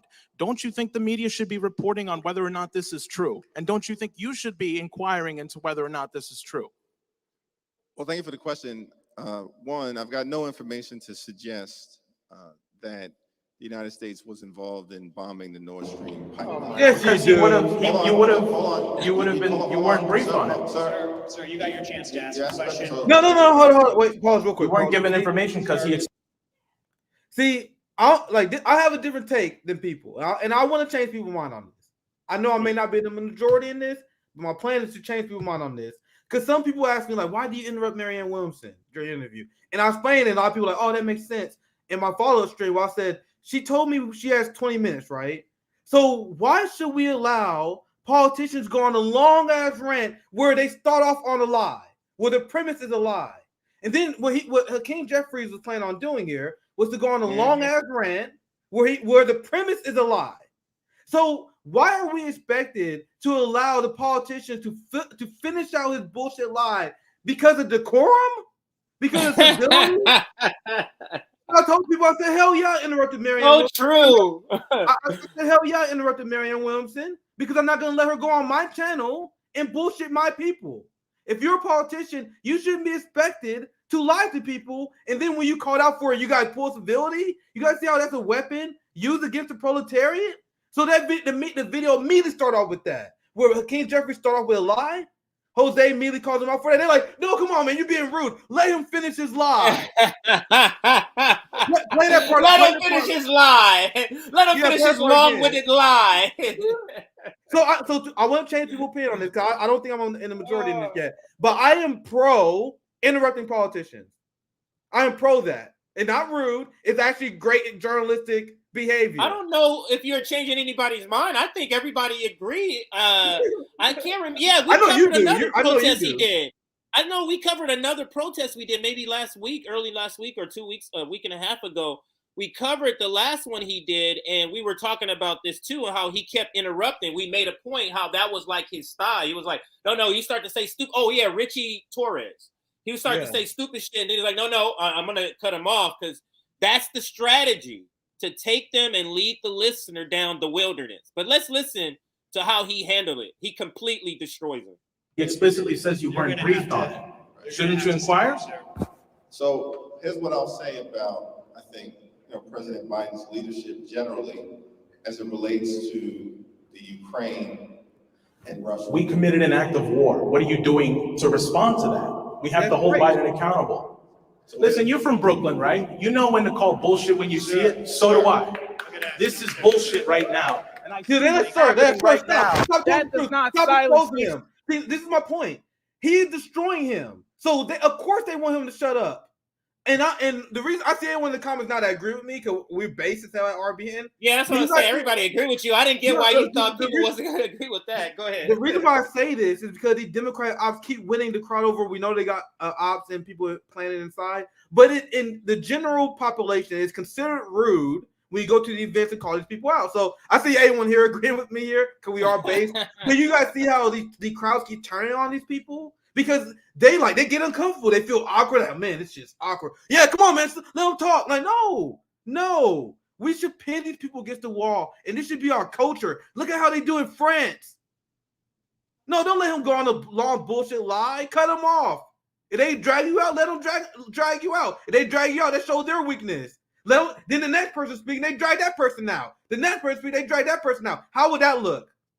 That's the mindset I need the proletariat to take. And Jose does a fantastic job every single time at this. Every single time. But go ahead, CJ. I'll let play a little more. I got a lot. There's a lot to say on this. This is great. Yeah, it's about 1 minute and 15 seconds left, just so everybody knows. So let's back it up 5 seconds and play here. This is bullshit right now, and I see what's happening right now. That does not silence. It take the mic from me. He's like, that don't do nothing to me. Let me pump this up some octaves. That does nothing. Silence me. You can hear me right now. I want you to say something about the bombing because we're all going to die from a nuclear war right now unless you stop it and you at least put and inquire into whether or not it's true. This war in Ukraine is going to leave us all dead. So what are you going to do? Because you need to inquire. I'm a New Yorker too. Here's what I'll say. Say it. We're going to continue to stand with the Ukrainian people. You see how it's irrelevant? I love how you talk to him like that. You guys know how the boutique left and liberals and these and I told you guys I get worse experience with liberals and customer service than I do like the average redneck, right? Because these liberals, these upper class liberals, treat customer service workers like shit, right? I have told you guys I want us to treat politicians the same way that you guys treat customer service workers. Keep that same energy. You know that customer service worker that got your order wrong, that inconvenienced you? You know how mad you was at them? Have that energy when the politicians lie to you. And that's what Jose doing. Be a Karen to a politician. That's what we need to do. And that is what Jose is doing. This is fantastic. Let's continue. Yes. Love this comment by Rick. Proletariat over politicians. Absolutely. And let's let Jose finish. He destroys them verbally. Yeah. Wait till you hear some more. If you can believe it or not, he goes up even more. Go back 10 seconds. Yeah, he goes back even more. You can't believe it's going to even get better. It's going to get better. Ukraine is going to leave us all dead. So what are you going to do? Because you need to inquire. I'm a New Yorker too. Here's what I'll say. Say it. We're going to continue to stand with the Ukrainian people. That's fucking bullshit. Do not do that. You will end us all dead. In this war against Vladimir Putin. Peace. We need talks. Because why are you sabotaging talks? Do not put your hands on me. We need peace talks. I am not going to take this. We need peace talks. He settled down. Fucking pussies, man. Settle down. He only trying to avoid war. You got what I'm talking about. Settle down. Stop trying to save the human race. Stop being mean to the politician. Decorum, please. Oh my God, I hate this. Is exactly how every session that politicians are in that's not delivering. It should look like this. Yep. Did you even read the allegations? Autocracy, it's a battle between truth accountability? Not airheadedness. And it's a battle between take the jacket. Take the jacket. And democracy, truth, and freedom will prevail. And the United States is going to help make sure that happens. Not destruction. How about that? I want to ask you to join me. You goddamn airhead, you're going to kill us all. I don't want to die in a goddamn nuclear war. And nobody does. If there are not plans, that's marvelous. You guys like the people who say calm down, the people who clapping for Hakeem Jeffries at the end there. If there are not ops, what does that say? Like, yeah, they're plants. They have to be. It has to be plants. It has to be. They're plants. Yeah, because there's a lot of people. When you look at it, I don't see the people who are supposedly clapping in the frame. Yeah, I don't see those people. I see people who are looking like, wait, there's a nuclear war. So it looks like a lot of people who are going to be going home Googling shit like, what the fuck is going on around here? That's what it looked like to me. At least I would hope there's people in there, a handful of people that are going to go, wow, what this guy who's screaming about this, who had the balls of cup and even challenging this is this important? I gotta look this up. I gotta at least see what's going on here. Go ahead. Let's discuss psychology and let's discuss why I give the squad no benefit of doubt and why I purposely go hard. I see AOC and Bernie fans cry every once in a while in my tweets. I'm like, yeah, cry harder, motherfucker. I want you guys to hate me. I literally thrive off the hatred of Bernie Sanders loving simps. Because think about the psychology it takes to see. They know who Jose is. Ilhan Omar, these people know who this motherfucker is. Yeah. Remember how AOC and them was cheering when the last anti-war protester got taken out when he was calling them out? Imagine the psychology. Think about what it takes for you to do this, right? You vote for that guy. You vote for Hakeem Jeffries to be speaker. And I'm talking about all the progressives. Bernie didn't vote for him because he's in the Senate, but he definitely had his blessing, right?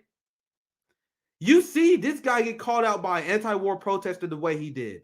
You see the grassroots left hate Hakeem Jeffries the way they do, but you don't give a fuck. You still all in. You don't feel any sort of shame seeing that guy get called out for war. You see this video, which I know they see it. I know they see these damn videos. Yeah, I know. They see it goes viral, Nick. It goes viral. They can't get 400. You can't get 400,000 views on a video posted in the space of anti-war, anti-establishment left, and you don't see it. Like, they're gonna see it. They're in that same algorithm. They're gonna see that. Go ahead. They see these people called out by activists, and they still ride with them over you. Like I literally try to get people on the same anger level as I am. They are as harmful to the working class as Joe Manchin. They voted for Hakeem Jeffries. Jamal Bowman is openly friends with this guy that has been aggressively called out for participating in war. So I'm going to the psychology of it. What makes you see that and not change your mind? Like, if you're a good faith actor, like people say, oh my God, you got so hard on Bernie, AOC, and the squad. They're a good faith actor. They just keep making mistakes. If you're a good faith actor and you see these people get called out by these activists over and over again, and you don't change your mind, what does that say about you? That's why I'm done with the patience, because we should give these people no benefit of doubt. Bernie, AOC, the squad, DSA, TYT, Sam Cedar, all these people, Vosh, David Pakman, all these people are the same level of class traders as a libertarian, as I view it. It's the same thing. That's my last thought. CJ, I know you got one last story. I'll pass to you. Yeah, so let's go right to it. I got it set up. So it's another short video. Good that they're both short. David Pakman defends Joe Biden actually going. It's wild. Now it's in a roundabout way, but let's listen. The title of the video: right wingers triggered by Biden's Ukraine trip as Putin threatens. So, as if this is not a planned trip, but as Putin threatens, that's why he's going. But let's listen. Biden made a visit to Ukraine yesterday, and it was a completely reasonable visit. It was the indication that Joe Biden and his security team aren't scared to go to Kyiv, where there were air raid sirens. They literally asked, let me say this real quick. I didn't say this last segment.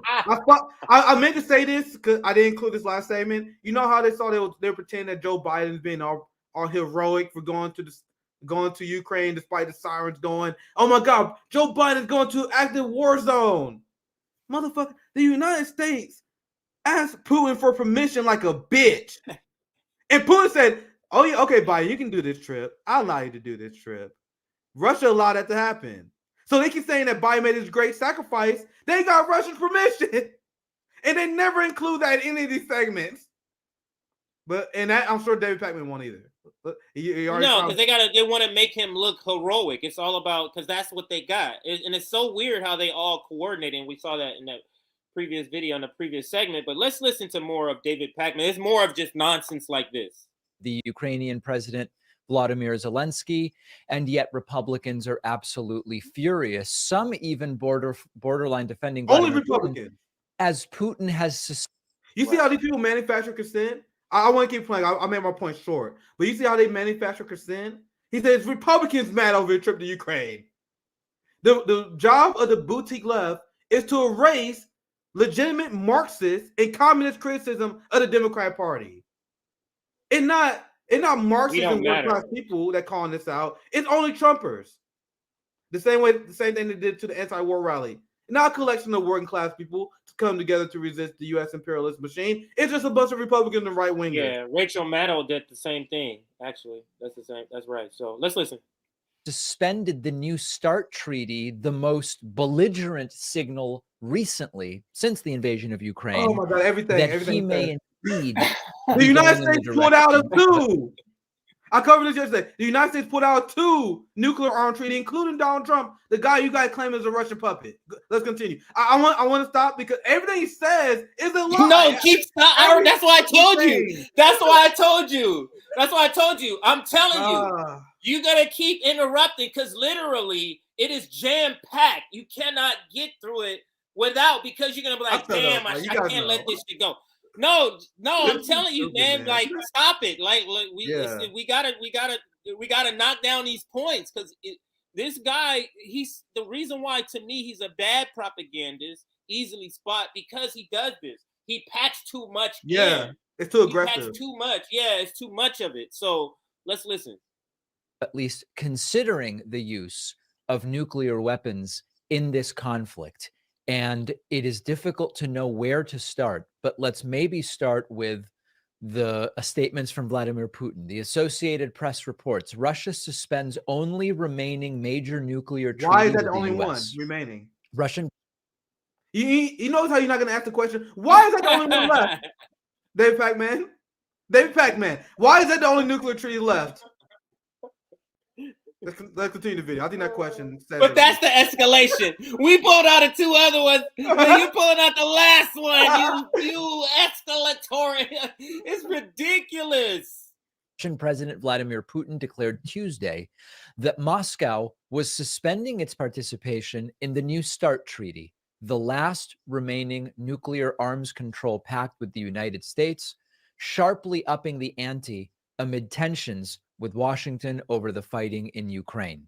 Vladimir Putin made the statement during his State of the Nation address, during which he also said Russia should stand ready to resume nuclear weapons tests if the U.S. does so, a move that would end a global ban on nuclear weapons tests in place since Cold War times. This is not.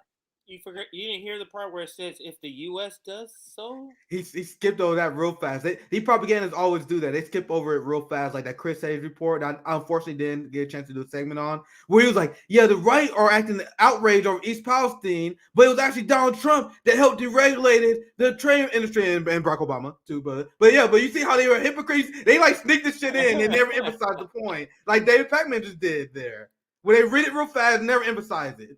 Let's continue. All right, so here goes a little more. Let me know when you want to start. Coincidence in terms of its timing. Joe Biden yesterday in Ukraine and Putin today, of course, we're adjusting for the time difference, today saying these things. This is a very real threat. We now have the possibility of China aiding Russia that is increasingly in the background of the discussion. There's the literally United no way to States in the repeat midst. I'll let it play. I can't believe you just said that. But which is unproven. Remember I told you, CJ? You can. I have not watched none of these people. Like you be showing me these people for the first time. I watch more than Joe and those people because I'll see what they say, and then you pull these videos up of these boutique leftists that people in the TYT crowd consider progressive, and I'm like, this nigga sound just like Joe Scarborough.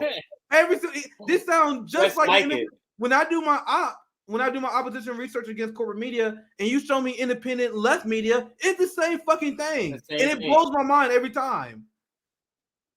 It blows my mind. Of that, trying to figure out, and when I say that, I don't mean trying to figure out as if the answer is obvious.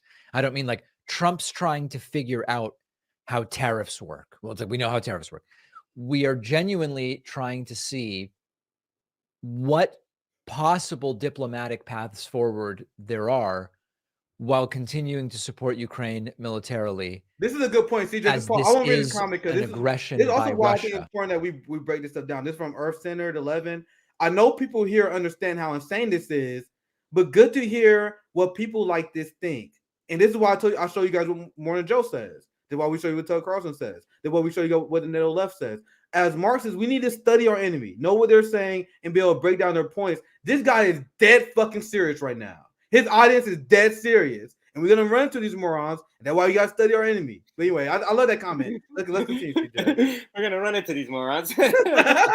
Although some on the right don't want to accept that. But meanwhile, many Republicans, and we're not going to look through every example because I don't have 3 hours to just play these clips for you.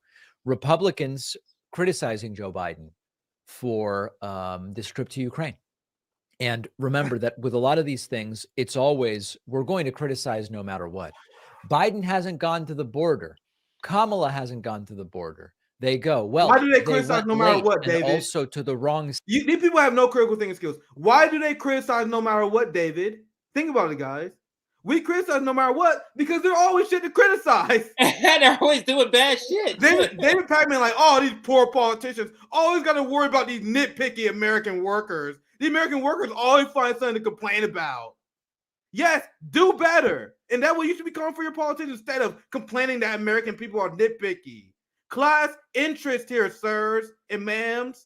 When you're a Marxist, you understand what David Pakman is doing. This is him showing his class interest. Sorry, CJ, let's go. This dude's fucking ridiculous. This is so ridiculous, man. Let's continue. City on the border. Well, but they went. But no, but that shows they don't really care. I thought not going showed they didn't care. Well, no, going but to the wrong place at the wrong time also shows they don't care. They just want to criticize, but it's becoming increasingly pathetic and concerning from the standpoint of, do these Republicans even hold as a priority what's best for the United States and our people? Here's Republican Congresswoman Nancy Mace saying, why do you only ask for one party? Go ahead, CJ. Go ahead. So this guy, he's almost, I don't know if he developed, what he did is great propaganda tactic.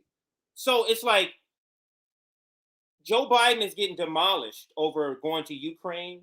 So, and he knows that. But instead of starting with the story of the problem, he starts with this other thing to make it seem like that's more important than it. Now he's going to introduce how this other problem is. So it's like he blows up nuclear is a nuclear war, you know, nukes are going to be coming. Putin, look at Putin. Scary, scary, scary. So he goes to visit this scary place. That's what he goes to do. So he's setting that up. So when he comes to the critique, that is actually the main part. It's like, well, of course. You see how his audience is going to read it? It's going to be like, why are you so mad? He's out there making freedom. And, you know, that's what he's doing here. And I featured a comment just now. It was President's Day. Sorry, to go to Ukraine instead of. I featured a comment just now. I featured a comment not too long ago that said that David Pakman is a young Joe Scarborough. And you definitely see that his intention. Yeah. As you said earlier, he's not as good as Joe Scarborough because he hid propaganda better. As you said earlier, David just went all in. It's super easy to spot. You're too desperate. Joe is more relaxed. Like, he tells story first. He appeals to American patriotism. Like, he is an artwork. Like, I will not put David Pakman on the same level as Joe Scarborough. No. He's not talented, but he's a young version. This motherfucker is learning. Not polished yet. He's getting better. And in 20 years, he's going to be a Joe Scarborough. Look at the title. Remember how we titled our videos on the segment? Biden crushed because he called out Biden. Biden abandons Ohio, right? These are the titles that our channel has been using, our allies been using, right? Look at how David Pakman titled this video. Right-wingers triggered. Using e-speak now.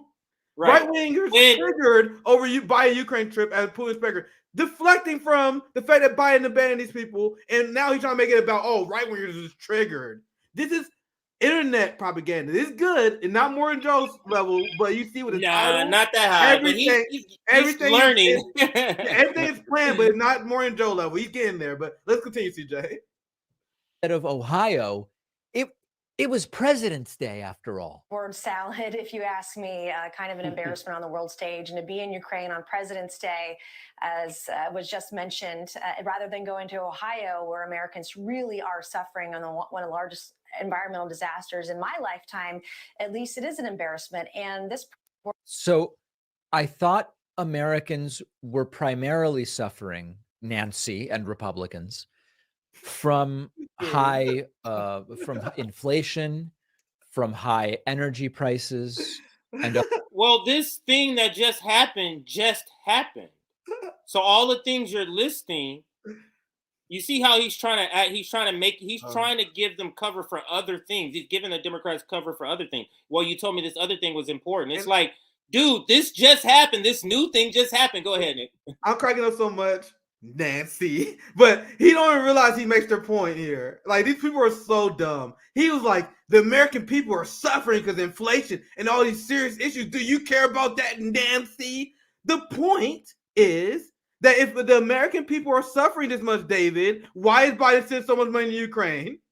You make the argument on why Biden should not be doing that, and instead focus on the American people, which is the criticism that you are not debunking. Let's continue. Exactly. And other sorts of economic instability directly linked to what's going on in Ukraine. No, now that's not important because you have to say it was wrong for Biden to go, and instead he should have gone to Ohio. So now Ohio becomes really where people are suffering. Now, of course, there's suffering elsewhere. There's always suffering elsewhere.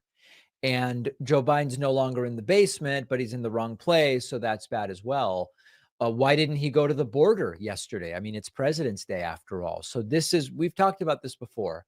This is like running through a cancer fundraiser and screaming, what about Parkinson's? Are you all ignored? Don't you care about Parkinson's? You see this despicable trying to say that going to Ukraine for this, tap dancing trip for weapons manufacturers trying to get more money and trying to drum up more support because they see support for this public support for this is going down. So they see that. So he's trying to compare that like there's some sort of immediate threat he needed to get to, like the immediate threat also being this toxic stuff. So this is terrible how he's trying to say cancer. Oh, I'm at a cancer event for my lungs and you're complaining that I'm at a cancer event. That's not the same thing. I'm complaining you're at a cancer event for my lungs while you're at the Universal Studio Prop watching, filming a movie. That's the comparison, not to. So it's despicable with when he gets to that part, and I'll let him finish out with a couple of more lines, and we'll finish it. Yeah. And then you go to the Parkinson's fundraiser, and you say every last one of you should be ashamed of yourselves that you're doing nothing about AIDS. Do you know about AIDS? And you're talking about Parkinson. Wow. This is always. It's very tired. It's very lowbrow. It's very transparent, but they can always do this. And and you see why he had to make the first point, and I can stop there. You see why, Nick, he had to make the first point and make it nukes are coming. Putin is threatening nukes. You see how he had to make that. He had to create a quote unquote the other cancer. And that's why he had to create that so he can say, look, he's just choosing one cancer event and you guys are getting mad. It's like, no, that's exactly what he did. Like I said, his propaganda is way more more amateur, so it's easier to spot. Yeah, it's easier to spot. So but that's my last words on it. Yeah. Pretty fun segment to wrap our live stream up. I'll just read the last two super chats that I've seen. Hopefully I didn't miss too many. I appreciate and big shout out to everyone who became RBN member. Like this support is going to help our channel a lot. I'm flying out to Seattle next Saturday. CJ going to cover the anti-war rally. Like RBN is becoming extremely active on the political scene. That's only because of your guys' support. So it's much love, and much appreciated, and we're gonna put a lot of work to make you guys proud because of the support. Thank you for the $5, EMK. Thank you for being voices for sanity and reason. CJ and Nick keep exposing the war pigs, and that's why CJ. You notice that these NATO leftists hate when we talk about them. They're like, oh my God, no, RBN's talking about us again. Why don't you guys talk about anything else? I'm like, nigga, you guys don't cover anything. You guys cover a fraction of what I cover. How many of you guys cover fraction of a fraction? How many of you guys cover Haiti? How many of you guys cover Venezuela? How many of you guys interview the Palestinian Community Network? How many of you guys talk about Somalia? I did multiple panels with Palestinians. I did international leftist coalition panels. We do a lot of topics, but they be like, oh my God, why are you talking about this person? Because they know our criticism stings. They don't want you to bring up their contradictions. They see a Marxist channel for the first time because the boutique left has been ran by sock Dems who are afraid of Marxism, and they have no revolutionary discipline, and they are capitalist apologists, and they don't even realize it. So they see Marxist criticism of them, and they are melting down, and they cannot handle it. So that's why we will keep exposing these war pigs, because I'm even shocked at how bad they are. Anyway, thank you for super chats. That's my last thought. Yeah, well, to your point, let me just quickly show you this, and I know you saw this, but to your point, but earlier today, this is a funny thing to end our stream on. Earlier today, Savvy going nice boom thought too. Sorry, my bad. Go ahead. Yeah, go ahead. Crystal liked one of our tweets here, and it happens. They know who we are, man. Yeah, and it happens to be a tweet that says, "Crystal Ball forces Emily Jasinski to say good things about Marianne one of our Williamson. clips that I they dropped. guess she didn't know it was a critique. She was just tagging. She just probably, oh, I'm tagged. Good things about Marianne Williamson, and I'm tagged. Okay, I like that. That's probably what she did. Yeah. But of course, we got a screenshot of it, and I thought that was funny, and we all thought it was funny. So I wanted to share that with our audience to end with. And we got another super chat. Yeah, thank you for $10. Here is a bit for your water on plane to Seattle, Nick. Safe travels. Much love, Brian. I'll play by ear with you tomorrow. I think I may take tomorrow off. Saturday, I may join you again. Lot going on. But make sure you guys stay tuned. Make sure you guys like, subscribe. CJ, I'll pass it to you so you guys can play us out. So I know I'm definitely want to do at least one stream in Seattle. So we see how next week goes. Yeah, I gotta do a lot of prep. I got a lot to prepare for that.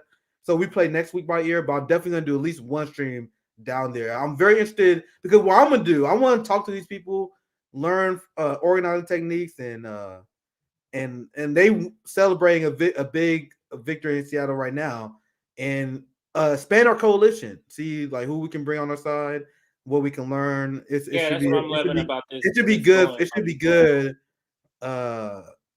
In terms of RBN coalition building. So looking forward to it. Looking forward to my speech. So next week I'm gonna be doing a lot of prep for that. So I'll pop in when I get a chance. So CJ, I'll let you send us off. See you guys soon.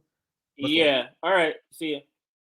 All right, we're gonna end with this video curated by Case Study QB, and where they actually acknowledge that Bernie Sanders is gonna run if Joe Biden doesn't run. So how is that gonna work for Marianne Williamson and her strategy? Whether Biden runs or not, it's not going to be good if Bernie runs, because then who are people going to support? President Biden has long said he intends to run for re-election, but has not made an official decision yet. Aides saying that probably now won't come until April. In the meantime, Biden's silence has created a void filled for some Democrats with some anxiety as to whether or not he will run again. And some in the party are even taking steps to prepare a plan B just in case he doesn't. Joining us now, White House reporter for Politico and co-author of the piece, along with yours truly, on this very subject that's out right now. Eli, thanks for being with us this morning. So just set the stakes for us. Frame this for us, please. Most do expect in the party, we should be clear, the president to run again. But the whispers seem to be getting a little louder that maybe he won't. If he doesn't, what does plan B look like? Well, it's really interesting. This is a pretty nuanced thing here because you're right. Aides are preparing for the campaign. Biden has said, he hasn't made the final decision yet. But and there are good circumstantial reasons for him to push this out, right? In January, there were a lot of reports that he might announce after State of the Union. Now we're past State of the Union, and the word is April is the earliest they'll do that. Part of that's the fundraising calendar. You don't have to file a report with the FEC for Q1 if you wait till April, so you can have a bigger quarter. There's no pressure from President Trump on the Republican side, nothing to really respond to. He's not doing much. There's no primary challenge. Biden has basically gotten the DNC to remake its primary calendar. And the polling on his just being president is trending up. And so they want to keep the focus there as long as possible. Those are all understandable good reasons why they are pushing this back a little bit more. But, when they say President Obama didn't announce until April either for his reelect, President Obama was not 80 years old. And that is the big difference here. It is mainly a factor of the president's age here and the fact that he is notoriously deliberative and has said in recent interviews that he has not made this decision yet. That is giving some people pause, just the possibility of what if. And so there are several folks out there who are doing this very quietly, people with obvious ambitions to run in 2024, a couple governors, J.B. Pritzker of Illinois, Gavin Newsom of California, Phil Murphy in New Jersey. And there are other people. We reported that Senator Bernie Sanders, people close to him, say if Biden doesn't run, Bernie is in. And then you have the Vice President Kamala Harris, who obviously is well positioned too, should Biden drop out. So there is sort of a plan B there. But I think part of what the anxiety is for people, and I know you picked this up too, is that Biden, as the polling you showed earlier shows, Biden, a lot of people feel like is still the best chance for Democrats to win. And I think that's a big part of Biden's own calculation, too, is once again feeling like he gives his party the best shot. And even at his age of 80, that's a reason for him to probably mount up again. And the White House, at least at this point, believes the likely Republican nominee, Donald Trump. And Biden, of course, has already beaten Trump once, and they think could do again.